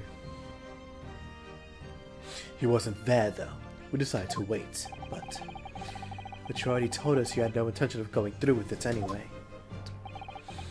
I didn't come to Great Britain to take anyone's life, so I left Gregson and disembarked the ship. I spent that night at a boarding house in the town, and returned to England the following morning. A boarding house? In Dunkirk? My signature will be in the register book. It will be simple enough to verify. Then, what became of Jigoku? Gregson was no assassin, so the mark was spared. I'm sure it's easy enough to imagine what happened after that.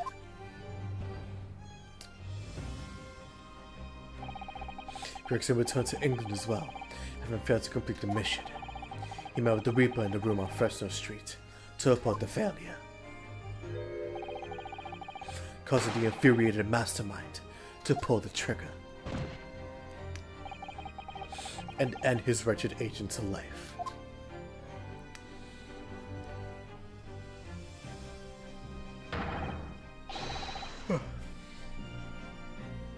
That's the real truth behind Inspector Gregson's murder.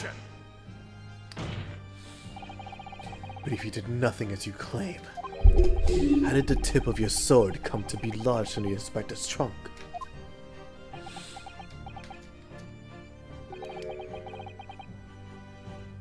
I don't need to answer that. Excuse me. I don't need to answer that. The victim was killed by a gunshot. A small fragment of a Japanese blade isn't relevant to the case, and accordingly, I choose to exercise my right to silence on that matter. Be that as it may, the court was requested a sword as evidence.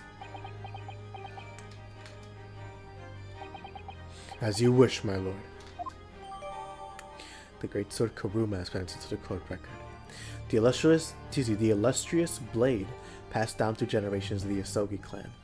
The prized sword's tip is a small piece missing. We must take immediate action now, to verify whether Seishiro Jigoku remains unharmed. What remains unharmed? I agree. Oh my goodness. That should be our first priority. It's recently come to my attention that he hasn't been seen since yesterday. How do you know this, bro? How do you find this out? How did you?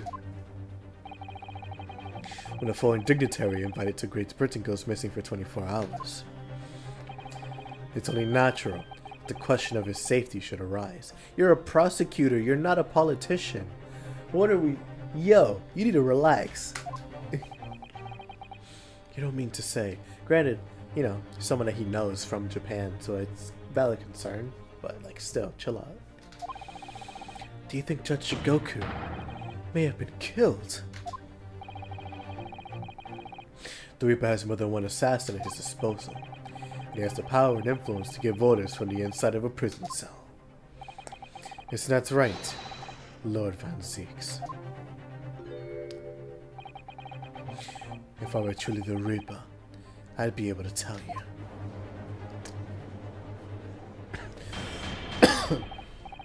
Order! Order in the court! Order! We will take an emergency recess for 30 minutes. Now? Guests of the symposium have been told to maintain regular contact with the organizer's office. If the man can't be located within half an hour, we will have to assume the worst. 30 minutes is a pretty short time to be able to assume the worst. Not gonna lie. Oh no, not Judge Jigoku. No one would want to kill a harmless Japanese man who had only just arrived in the country. Except that is. For the Reaper, I'm going to finish off a mark that slipped through the net 10 years ago. I would have to agree. Mr. Naruhodo, for the defense's sake. My lord? I sincerely hope we are successful. If you are unable to confirm Mr. Jigoku's healthy existence in the next 30 minutes, you will face grave difficulties.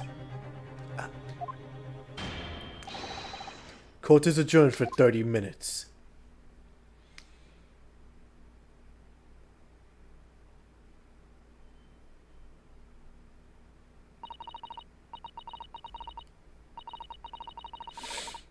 Kazuma-sama, the Reaper's assassin. I feel as though I'm in a nightmare. I can hardly believe it either. But on the other hand, Kazuma isn't in the habit of making up stories. I have such a terrible sense of foreboding. If something awful has happened to Judge Jigoku. I feel as though things will only spiral further and further out of control. I felt it from the moment I stepped into the courthouse this morning. That strange sensation that we were careering towards a foregone conclusion. Well, in the worst case, we might only have 30 minutes left. Unfortunately though, I don't think there's anything we can do but wait now. We're out of options. Actually, there might be one last hand we can play. Or rather, one last year. Of course! There's the Sholmes doll that Iris gave us. If for some reason you completely run out of options in today's trial, you just pull this little Hurley's ears. Just pull this little Hurley's ears as hard as you possibly can. Perhaps now is the time. What should I do? Pull Hurley's ears? Or not?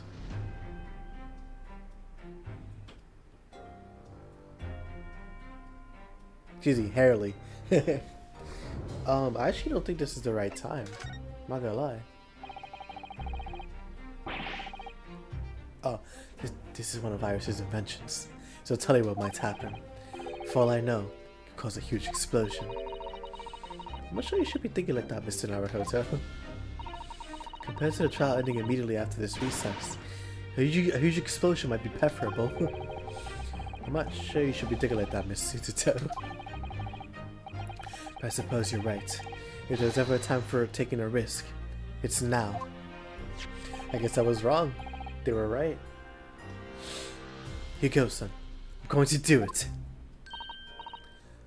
Good luck, Mr. Naruhodo. No looking back. Heave! Oh! That scream. It sounded like Mr. Sholmes.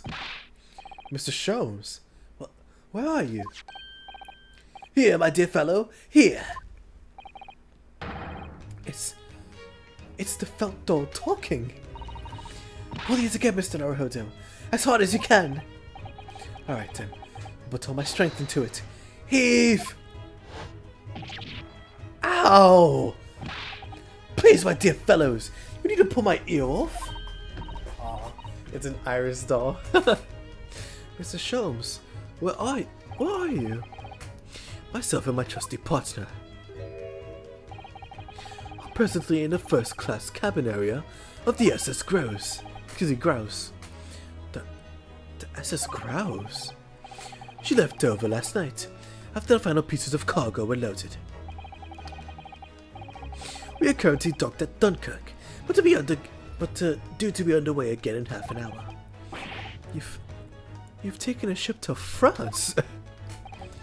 Please, even with my athletic prowess, I was struggling to jump the Straits of Dover.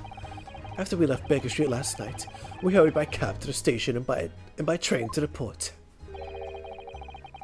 in order to board this vessel in time. So, you mean you've already worked it out? The steamship was where everything really took place? Mr. Naruhodo, pray, what is my name? Herlock Sholmes, world's famous great detective. Recited to perfection. Well done.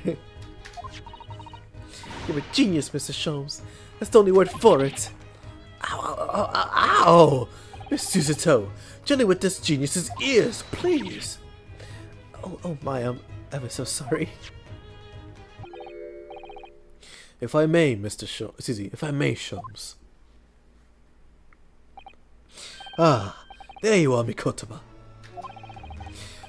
You may remember that it is, in fact, I who made the connections to the SS Grouse. At Scotland Yard yesterday, where we examined that notebook, and I recalled my steamship ticket. But of course it was, my dear fellow. And not once did I controvert that fact.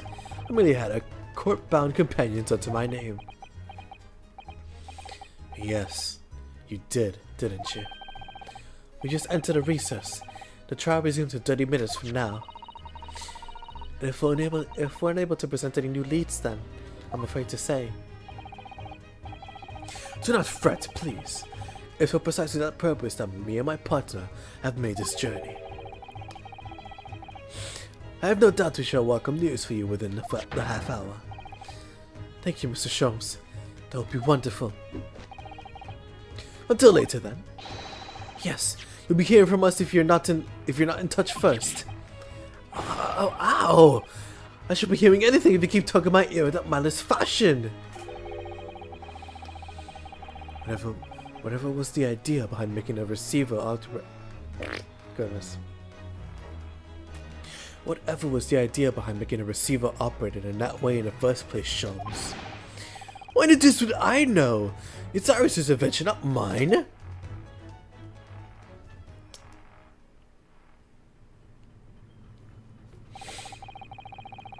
Whilst I know how much you enjoy being the hero of the hour, Sholmes, we have but half that.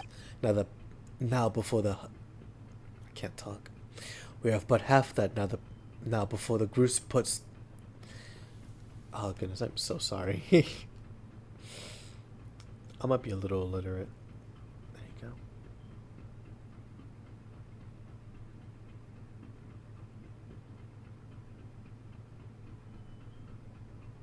go. If the walls could spit bars, all of these songs beat as hard in this game play your cards when a kid left a star.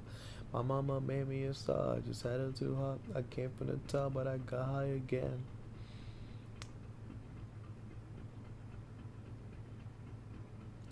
Isn't the NBA Finals game today? That was today, Carmine? It's tomorrow. That's what it was. The Knicks had like a week of rest. It's insane. Yeah, because their last game was the 25th, and now it's January, June 3rd. What do I talk about January, bro? Let's see, the 25th. Over a week. Wow. And then the 30th. Only 4.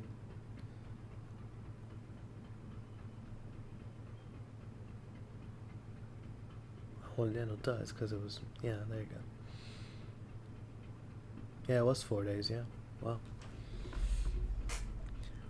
We have but half that now before the grouse puts to sea again. If we don't conclude our investigations rapidly, we shall find ourselves in Naples before long.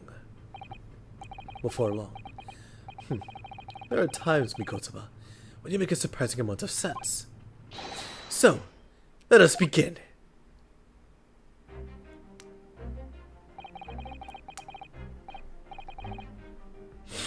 First class cabin number 2. Yes, this is the one. But I don't believe an investigation of the cabin is going to be plain sailing. That crewman standing in front of the door is an angry-looking fellow.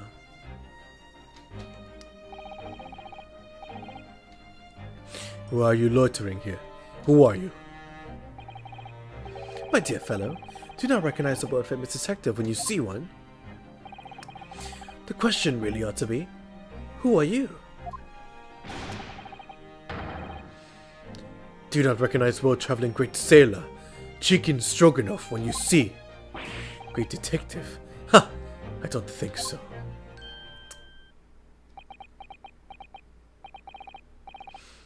Do you see that, Mikotoba? It would appear that this man is a devoted follower of mine. Goodness me, is that a tattoo? That says Sholmes. I must say, while such adoration is flattering, naturally, it does leave me a little cold. What are you talking about? Leave, now! How distressing. My little devotee knows me only by name and not by appearance. And yet, I already know a great deal about you, sir. You have a brother, I believe.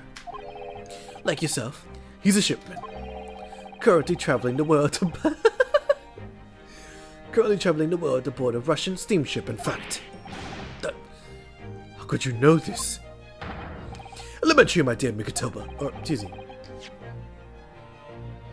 was like, you didn't even say anything. Elementary, my dear Mikotoba. I'm sure it was. Easy. I'm sure it was.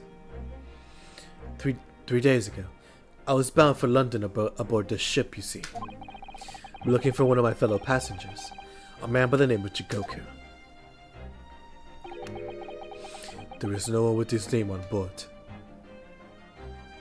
Couldn't lie any harder even if you tried. But we know that he purchased a ticket for passage. Ah, you mean Easton, man.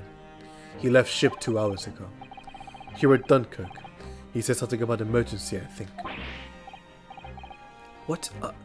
Are you sure? Say sure has realized that we're after him, has he? His cabin is the one behind you. Oh, his cabin is the one behind you. We should like to investigate, please. No. I have orders not to let anyone muss around. Mikotomo, be a good man and draw the sailor's attention away, would you? Make up some excuse so that he leaves the area. Doesn't great detective see that even sailors have ears, both left and right? Curses! Hold on. The plan is ruined! And you have only yourself to blame, I'm afraid, Shums.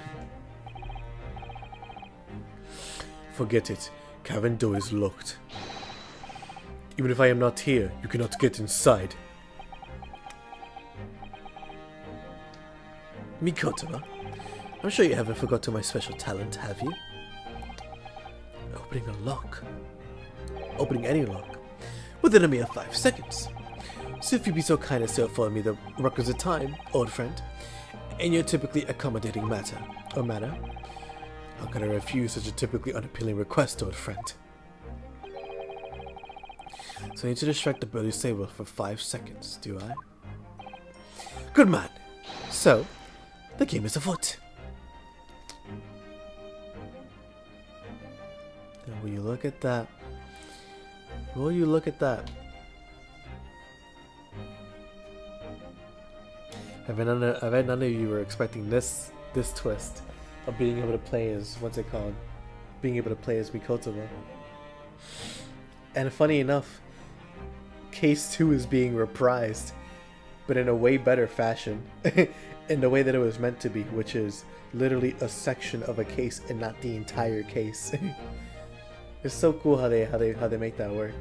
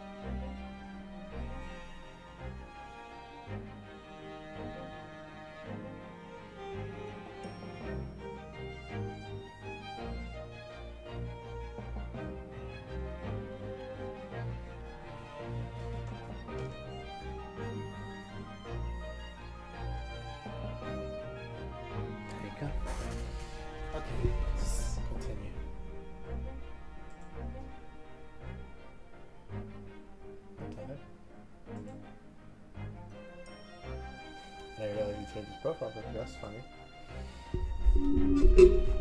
Hold up. Are you? First I drop my top, yeah. Then I swore my coupe, yeah. Cutting all these bands, like, what up? Are you? Yeah. Why you rock so cool? $8,000 shoes, yeah. In twos, yeah. Coming in twos, yeah. Alrighty. I don't know how long this session's gonna be, but hey man, we ball. See if I can take it to 3 hours. It's supposed to be a mousetrap, I think. Perhaps I could distract the crewman's attention with this, somehow. Leave it alone, let's say. No, I think not. That would never work, surely. You can cut another distraction.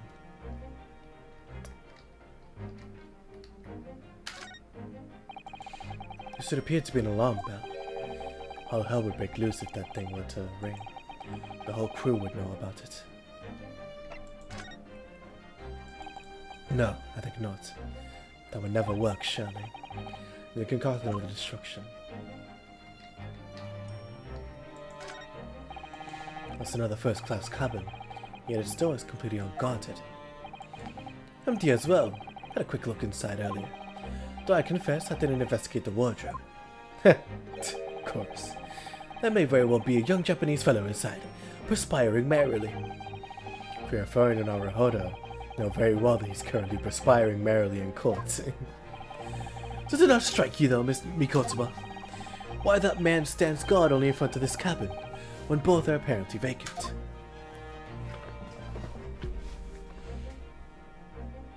So, I'm not gonna lie, even though I didn't like Case 2 as much as like everything else in the game, it's nice being back here. Like, I still have nostalgia for it.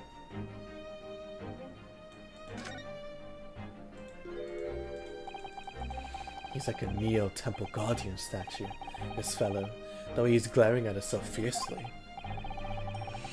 Tell me, why are you standing guard here if the cabin is unoccupied?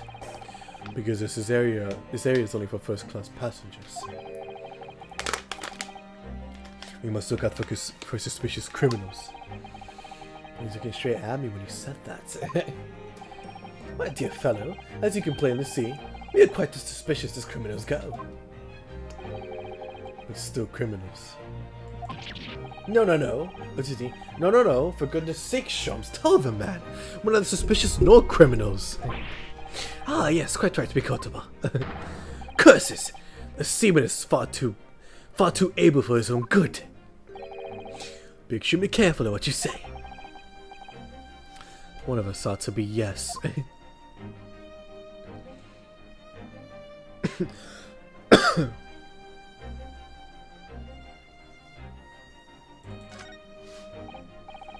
Ah, the search for the electrical lights.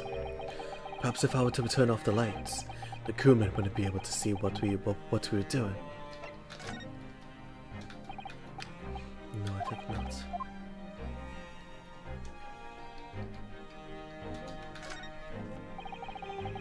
As you're speaking to members of the crew to communicate with one another on the ship, if I could just persuade our stocky sailor friend that he needed to use it.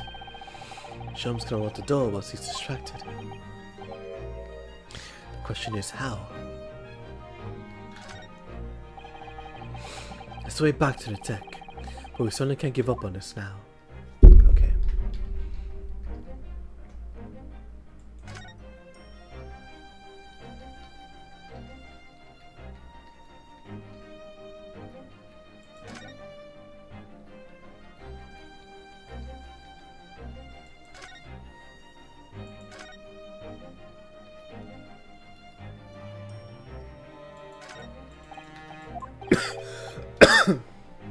Let's do it.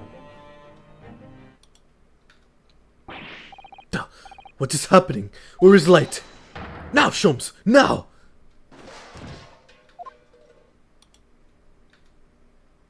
It didn't work.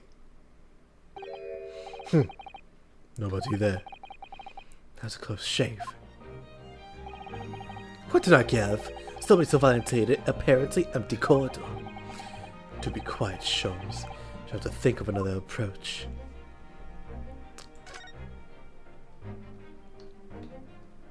I'll try this one even though I know it's not gonna work.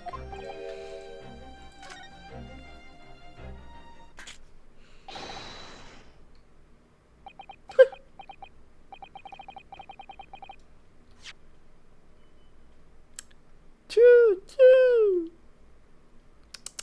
Or, yeah. This was like a big mouse trap. I'll bring a bucket of water later and put it out of misery. Water? Oh, you're drowning it. Oh, I don't like the sound of that. In any case, my dear fellow, that was quite unconvincing. Only Japanese mice make a chew sound. Oh, really, Sholmes? And pray tell, what sound do Russian mice make? Though of course, though also quite unconvincing, I readily admit. So go ahead, Mikotoba, do a pee-pee this time. No, thank you. I'm sure I can come up with an alternative solution. Yeah, it was the fire alarm. It felt right, but, you know, gotta try every option first, just in case. Here you go, sir. Pardon me in advance. Ding-a-ling-a-ling-a-ling. I'm talking about the ding-a-ling, bro. You, what are you doing? If we were at sea, this would be a very bad problem. What's going on down there? Sea was strong enough, report at once. Sorry, sir. Nothing to report. It was your stupid trick. No, not by me. By what famous... No, as I told you. Now, Sholmes, now! Done. Not even 5 seconds, eh? Well, don't stand there gapping at my brilliance, Mikotoba. In we go! Oh, yes.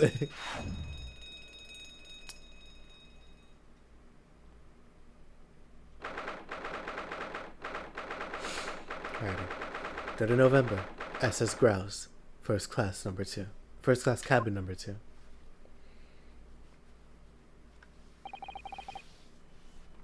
Good gracious. It would appear that the occupant of this cabin did indeed disembark rather hurriedly. There's clothes on the floor there.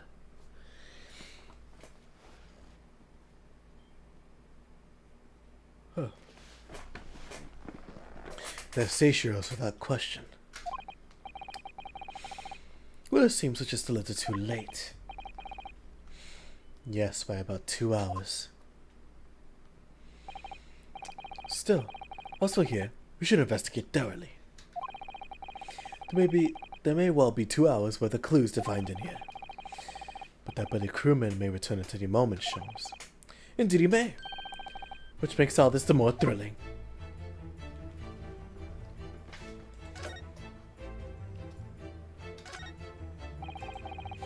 According to the report I was given, Naruhodo was concealing himself in Usagi's wardrobe. Indeed he was, and it was of a similar size to this one. Ah, you must climb inside yourself, my dear fellow. What? Whatever for? It was the site of my first fateful meeting with Mr. Naruhodo. You can experience the moment for yourself now, complete with my dramatic rhetoric. Come along now, in you go. This'll only take a moment. Really, Sholmes, surely you can just tell me what you said. Well, I uttered some brilliant remark and opened the wardrobe to reveal the stowaway murder. I think I'll just read about it in the Adventures of Herlock Sholmes.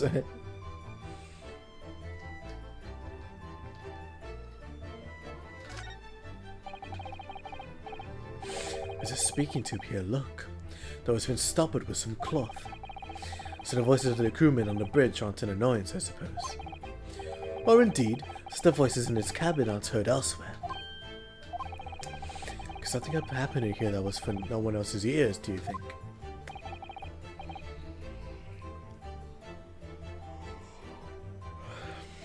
Either that, or it could be to prevent snakes from entering.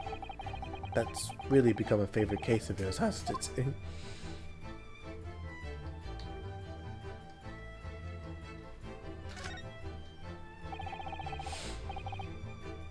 Quite the exquisite glass, I must say. See here how it is something wrong, Sholmes. You suddenly trailed off. Ice, Mikotoba. Ice. What opulence the first-class passengers enjoy.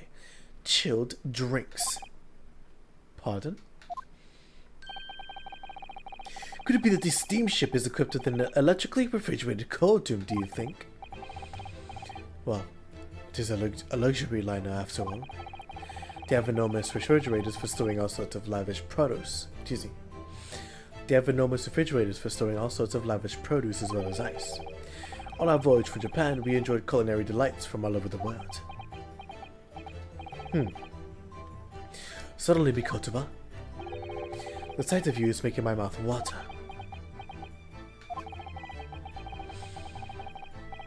I haven't taken on the flavor of the food I ate, haven't taken on the flavor of the food I ate, you know. That is important. That is very, very important. This is the waste paper basket. Look, and there's still rubbish inside. Indeed, then let us pry. I discovered recently I have a penchant for exploring the contents of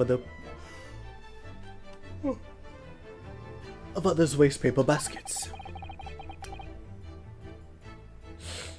I sincerely hope only for your work.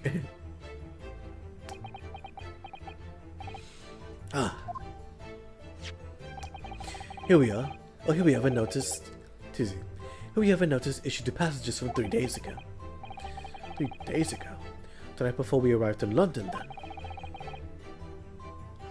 When I was still aboard myself. Evacuation drone notice, 31st of October. Oh, great, thank you, man. I didn't need to read it, it's fine. Ah, yes. There was an evacuation drill. I remember now.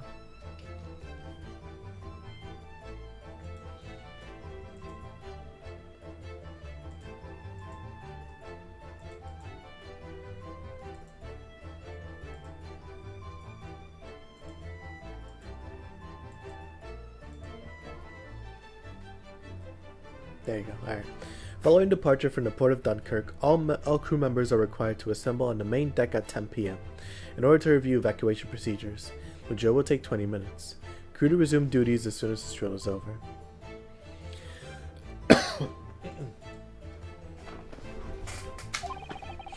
For our safety and security, all first-class passengers were constantly under the watchful eye of the crew.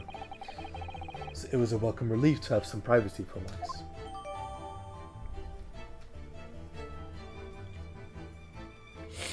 Evacuation drill itinerary. A notice about a crew evacuation to be carried out by the crew of the SS Grouse the night before the ship arrived in Dover. It was found in Judge Shigoku's cabin. The evacuation drill itinerary has been entered to the court record.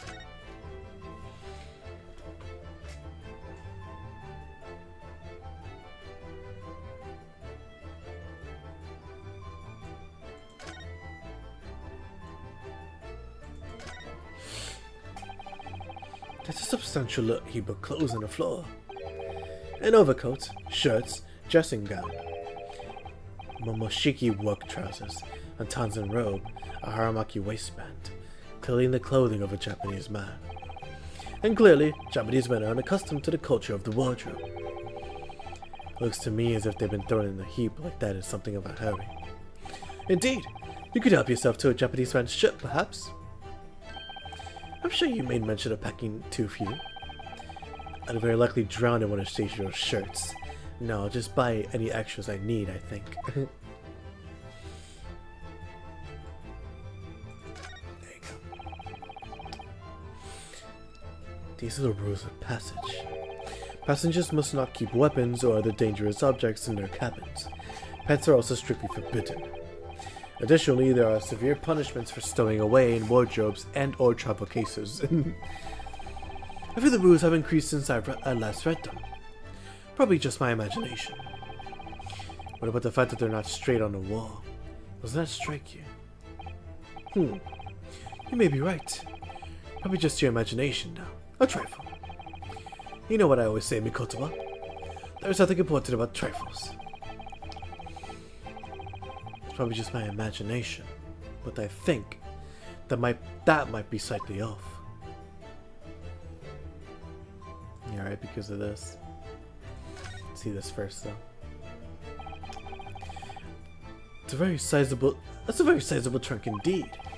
Seishiro is partial to all things large. And a rather clumsy fellow, if he failed to notice he left that behind. Perhaps he left it behind on purpose. It's lighter than you might think, but still a hindrance to a speedy escape. A pity.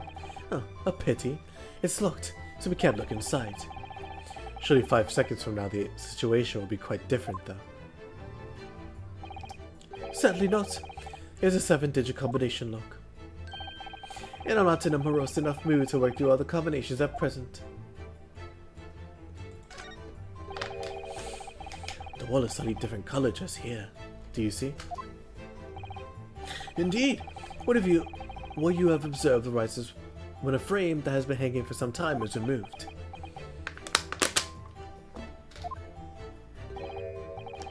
Perhaps your friend is an art thief. Now there's a bold deduction worthy of a great detective, I'm sure. He may very well be the elusive thief who has been plaguing France's galleries as of late. And then perhaps we should focus our attention elsewhere, Sholmes, don't you?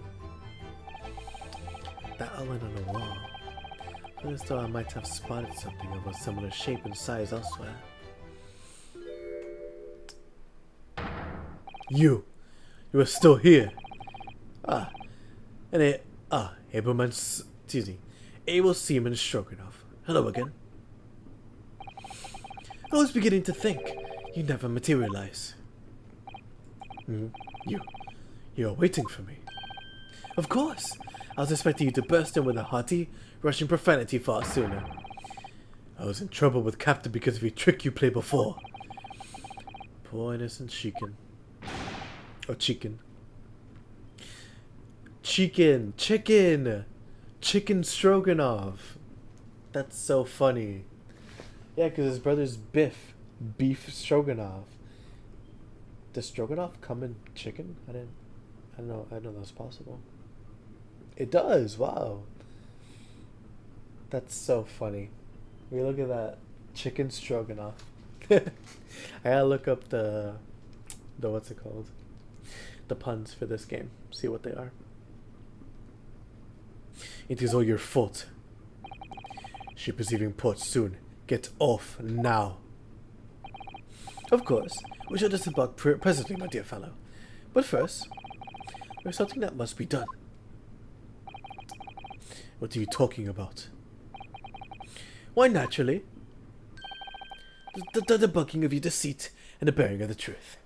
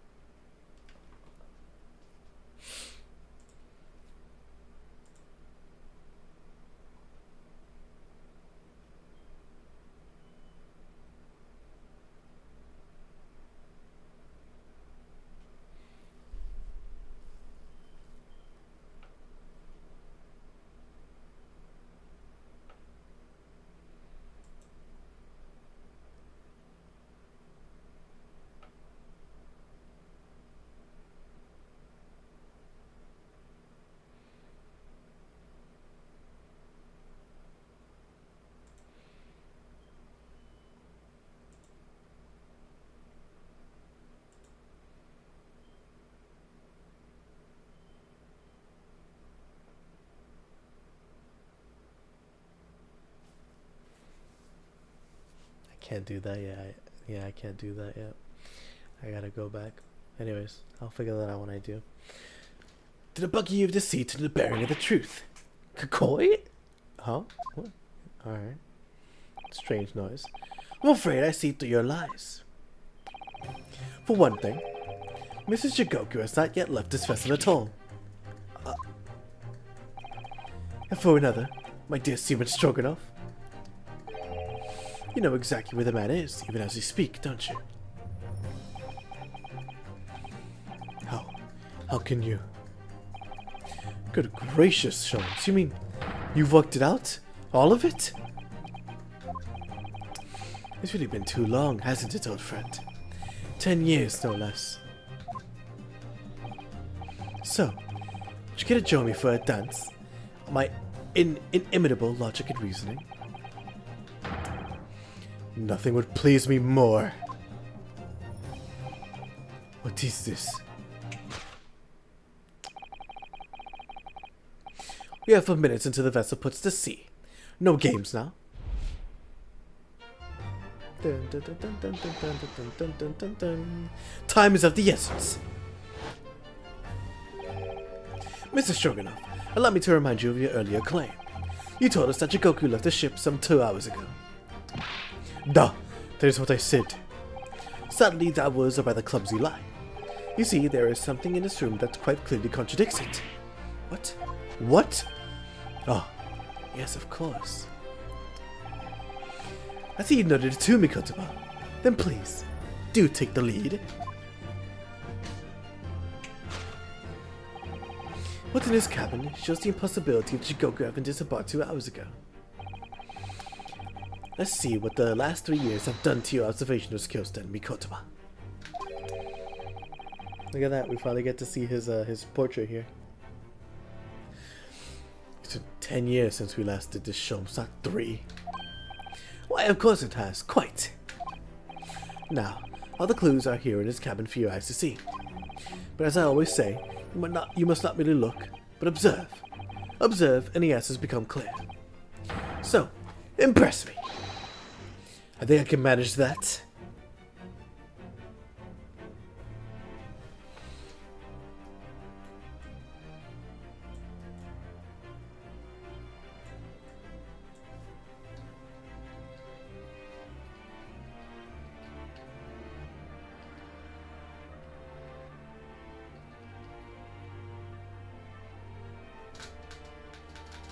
Oh, I can't even examine it. Oh, shoot.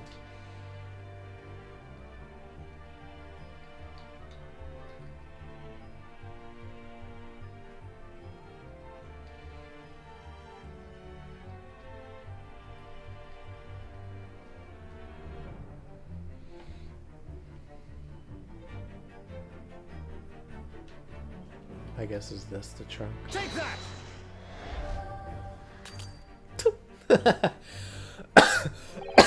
Mikotoba, no games now with my words, were they not? Come on, Shams. Where's the fun in life without a little fooling around, Quite right you are. That was a close shave. I better rethink that before I'm the fool here.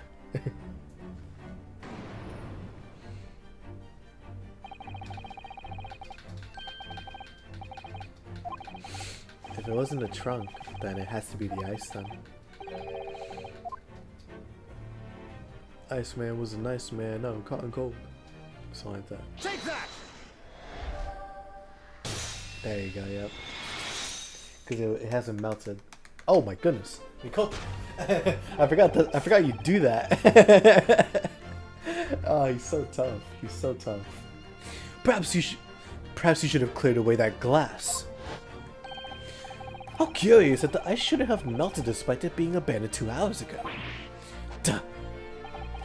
It would appear that the man was in here, in this very cabin until moments before our arrival.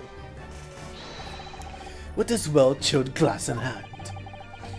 Get your mind off of the refreshment shows. One might even conclude that somebody informed him of our boarding.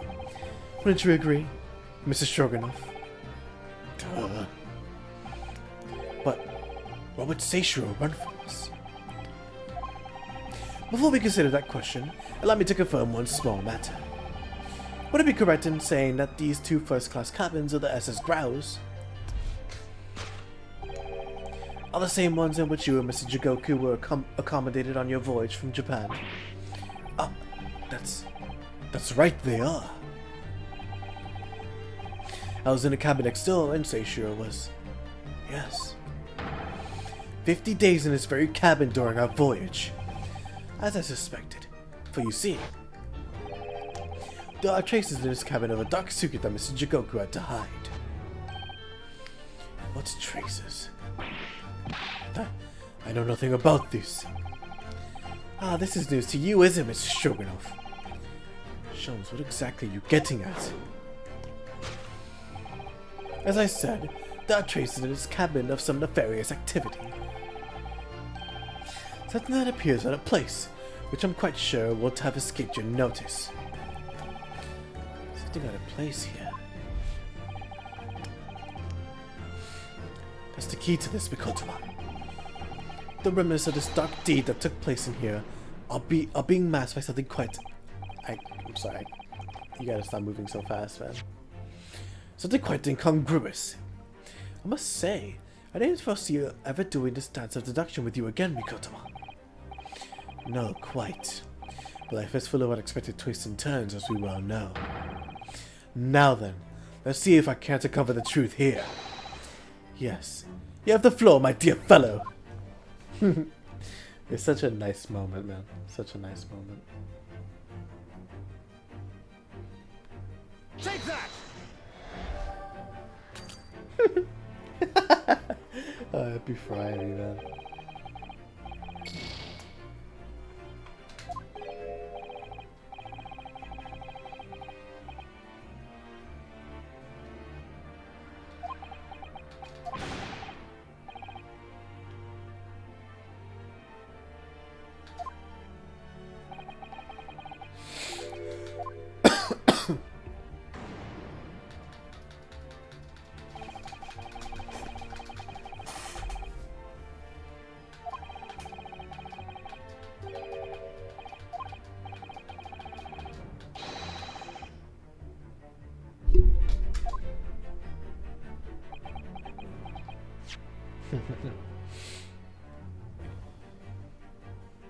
You must tilt your head to one side and listen carefully to the faint cries of the scene.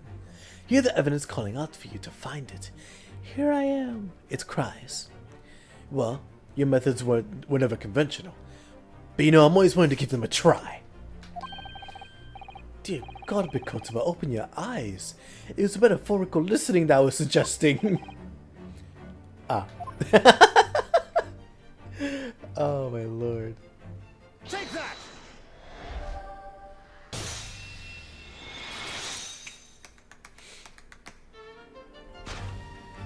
Wow. Usually Mikotoba has so much aura. I forgot. Oh my gosh. This is Suzuto, Mikotoba's father, bro. The aura monster. It's the rules of the passage in his frame here. They're obviously out of place. The way they're hanging crooked on the wall, as if they were put there in a hurry. Yes, I'm sure you've already concluded. That frame was originally over here. The shape and size are a perfect match. Duh, you are right. We did frame move. Hardly the most observative crewman are you, Mr. Shogunov. I would think your captain is quite justified in having his reservations about your reliability. Well, come on, man, that's mean. Oh dear, that really seemed to touch a nerve. So, Mikotoba, won't you lift the frame off the wall?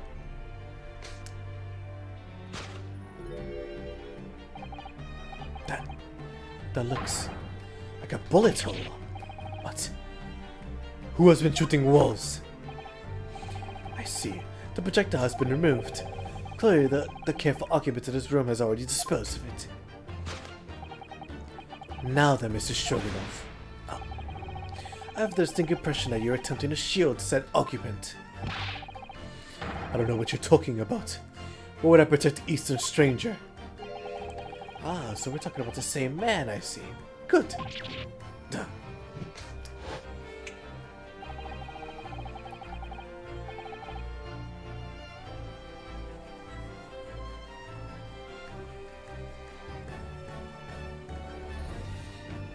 There you go. I'm sure we can get to the bottom of this in no time, aren't we? Because there's some very noteworthy evidence that explains the reason why you're lying for the man. Yes, you've been told to keep up this pretense, as clearly shown by... We don't know how to approach this when it shows. Ah, my dear Mikotoba, simply keep first principles in mind. Study your subject from every angle. I'm quite sure that you'll see it. In fact, I put a wager on it. So I'm to glare at the fellow from all sides. Well, I can certainly do that.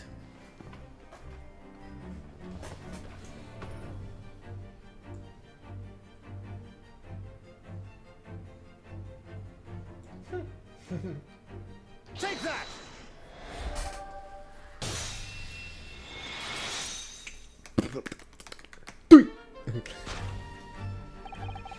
It's almost too obvious for words. Quite the universal language of the world. Money. Ah. And I'd wager that the Eastern fellow in question is Seishiro Jigoku, yes? Duh.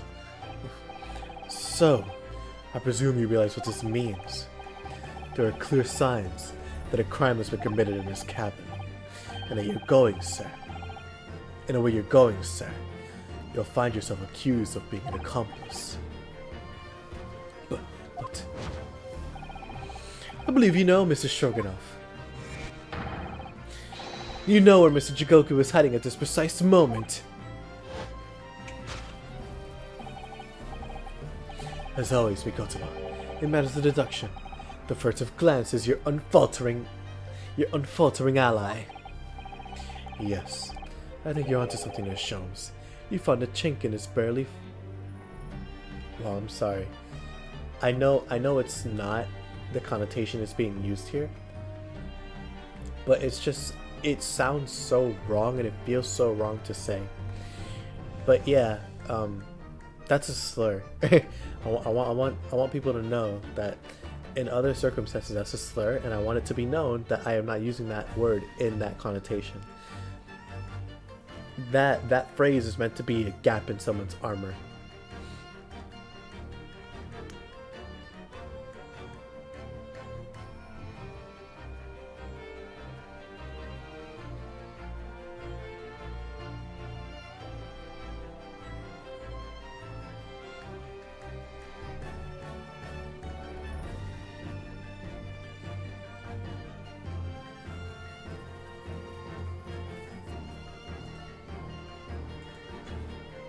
There you go. You found a gap in his burly... Excuse me. You found a gap in his... Excuse me. You found a gap in his burly fellow's armor. We need only follow the man's gaze to know where our prey is hiding. The slightest flicker of the pupils. A minutely delayed blink. Nothing escapes my attention. Even that which is barely perceptible. You could hardly call this barely perceptible, Sholmes. The man turned his entire head. It's not exactly what you describe as a furtive glance, is it? It's almost too obvious. We shall let your tapping shoes decide, my dear fellow. Jesus, man, you could have tried at least a little bit not to look at it. Like, my lord. He's literally staring at it. Oh my lord, he's so tough. He's Michael Jackson. You turned immediately to look at this large trunk, didn't you? The truth is, Seishiro Jigoku was unable to escape the ship in time, and is, at this very moment, doing his best to stifle his breath inside this trunk. If he still has a breath to take, I fear he may be running dangerously low on air. I imagine you didn't count on us making a nuisance of ourselves for quite so long. I think it will be in everyone's best interest for us to open the trunk as quickly as possible. But how can we? You're forgetting about the combination lock. We don't know the 7-digit code. The combination lock can't be opened from the inside the trunk. Therefore, there must have been an arrangement for somebody to open it after our departure. Of course. In short, before Jigoku hid himself inside that trunk, he must have told someone the 7-digit number for that lock. As I'm sure you can confirm, Mr. Stroganoff.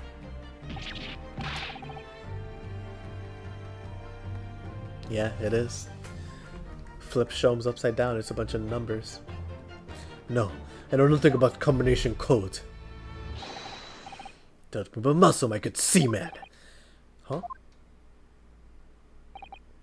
Now, Mikotoba, would you do the honors and open the trunk? How on earth do you expect... It's a 7-digit number, remember? Quickly now, we have little time.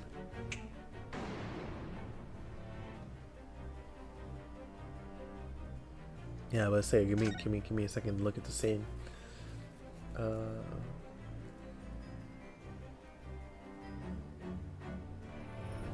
Yeah, I think it's supposed to be upside down. So 5231045.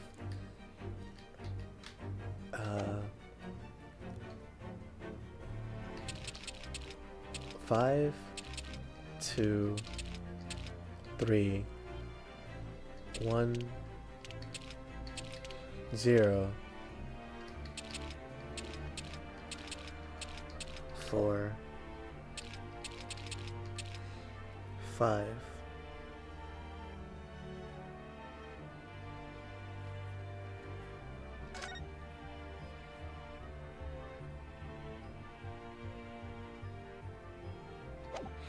Five two three 1045.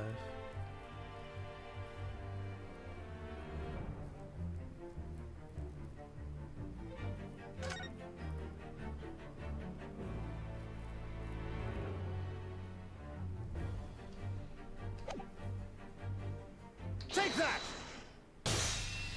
There you go, I got it right.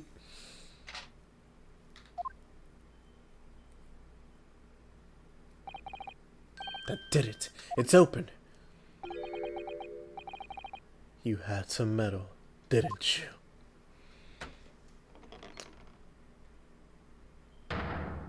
It's a very JoJo-esque stand, huh? Excuse me, not stand up. Position, pose. Well, Yujin, you found me now. Seishiro.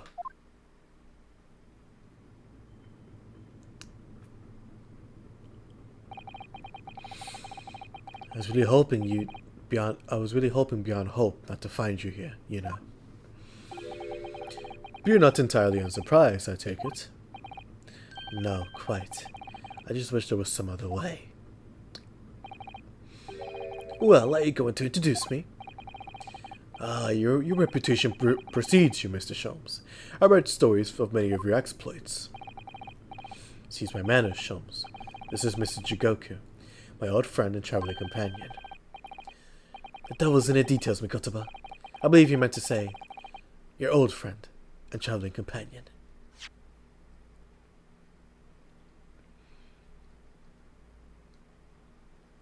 That's exactly what he said.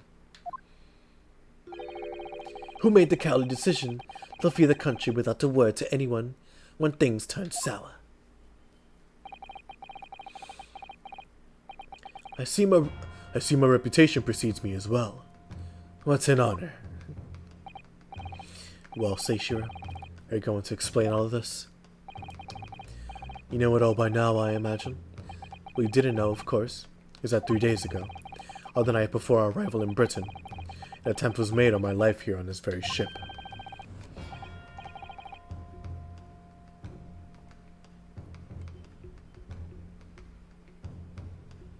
There you go. But the Reaper of the Bailey, yes, I since heard. Because you were once prosecuted by the Reaper, weren't you? 10 years ago now, mind you. And I had no idea at the time what a dangerous individual he was. Anyway, when we arrived in London to find the symposium was postponed until goodness knows when, it became all too apparent to me that I might very well be targeted again. So you decided to flee the capital without saying a word to me about it. I'm afraid so, yes. Of course, I realize now that I really ought to have confided in you. It's somewhat surprising, I must say. What is? Well, first-class cabins aboard luxury steamships are in very short supply. It's more than a little hard to believe that this one just happened to be available. So says the protagonist of some colorful short stories. I don't care for your opinion. The cabin did just happen to be available, so I purchased a ticket. And here I am. I just seen for myself the obvious remnants of that incident in this cabin. So you already purchased your return ticket before we even thought to Dover, had you? To prevent anyone else taking this cabin and seeing the evidence, is that it? Usually. I have nothing to say to you. Well, in a mere 5 minutes, the ship will set off on its onward voyage, and I'll make port again until Italy. I'm afraid we must insist that you disembark with us at once. You have no jurisdiction over my movements. We have this, Seishiro. Take it. What is it? It's a subpoena from the Old Bailey. You're a man of the law. You know what the ramifications of ignoring a document like this from the British courts would be. You came prepared then, Yushin. Come on, let's go. One moment. What is it, Sholmes? Inside Mr. Jigoku's trunk. I found this rather fascinating trinket. What is that, Seishiro? I can't help you, I'm afraid. Some small component from something. But what? I have no idea. By the look on his face, I think he generally doesn't know. Well, let us pocket it as a small souvenir of our brief sojourn in France.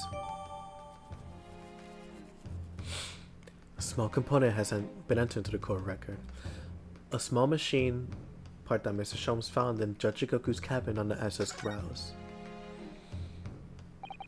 Well, young Naruhodo, I think we've done as much as we can, I'm afraid.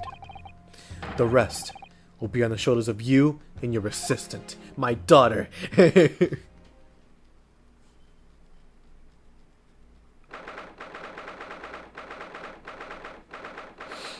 3rd of November, 12:10 p.m. The Old Bailey courtroom.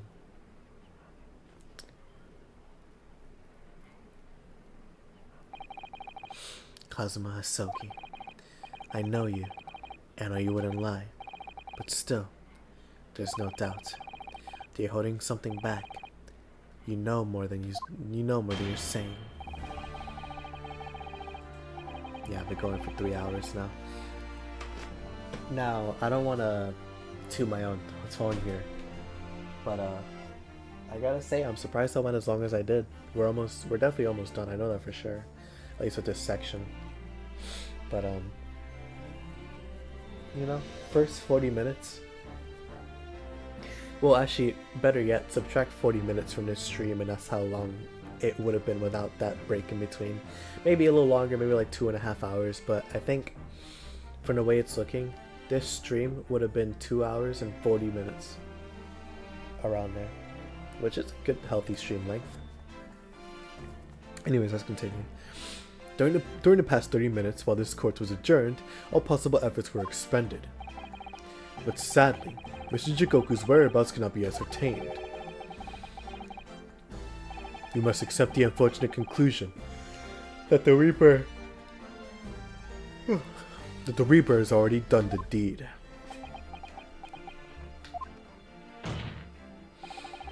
There's no sense in wasting any more of the court's time. The prosecution calls for an immediate verdict. No, the trial cannot end now. You're a Japanese man, Ryunosuke. You should know when to lay down your sword. And you should know never to presume when the battle is won. Excuse me. You should know never to presume when the battle is won. The court has already presented with all the evidence and heard all relevant testimony.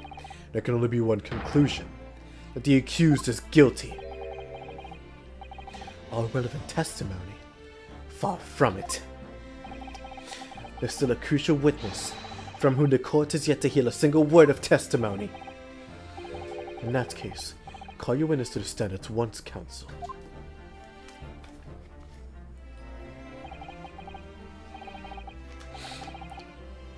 Yes, my lord. Tomorrow.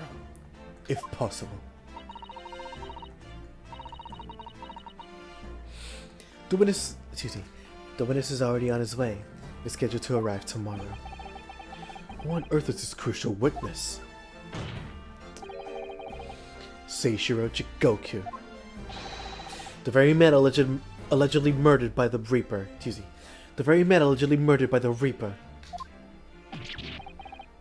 Judge Jigoku! You found him!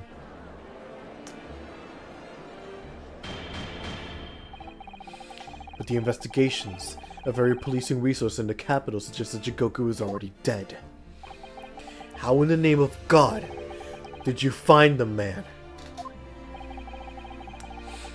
He was located in France during the recess at the port of Dunkirk.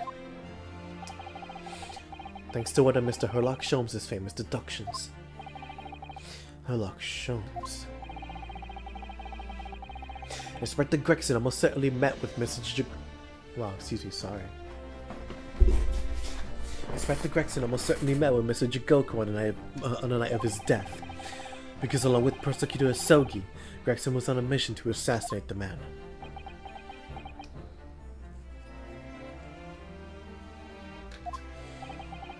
Which means that Seishiro Jigoku is the sole witness, who can clarify exactly what happened about the SS Growls on the 31st of October.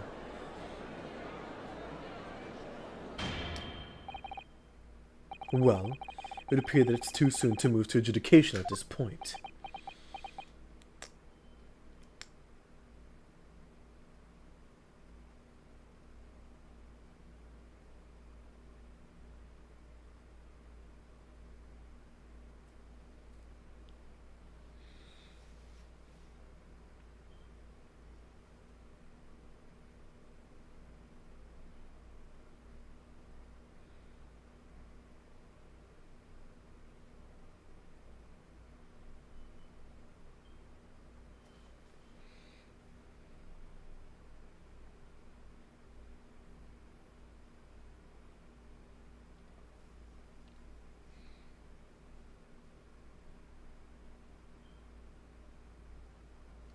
There you go. The prosecution concurs. The court must hear Mr. Jigoku's testimony. No judgment should be passed until all testimony has been considered. In that case, I hereby call the end of today's proceedings. Court will reconvene at the same hour tomorrow. No objections from either side? No, my lord. No, my lord. No objections, my lord.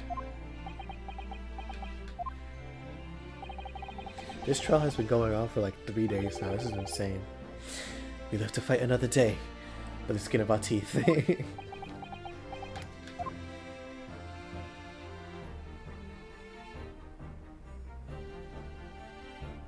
there you go. That ran a lot longer than I thought it would. I'm not gonna lie. I thought it would have finished by 10 o'clock, but I forgot that the Mikotoba and Shome section happened in this section. It's so funny. Anyways, we overrode it. Overrode the episode 5. Now every save file up to this point is the Great Ace Attorney 2, or the Resolve. No longer adventures. How fitting that it's the final case too.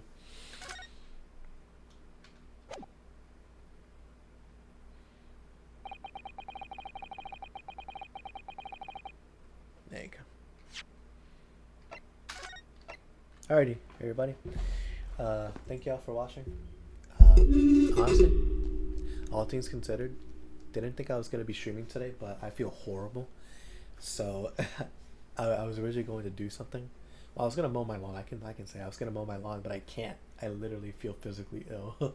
So, excuse me. I thought, why not stream, right? And it turned out pretty good.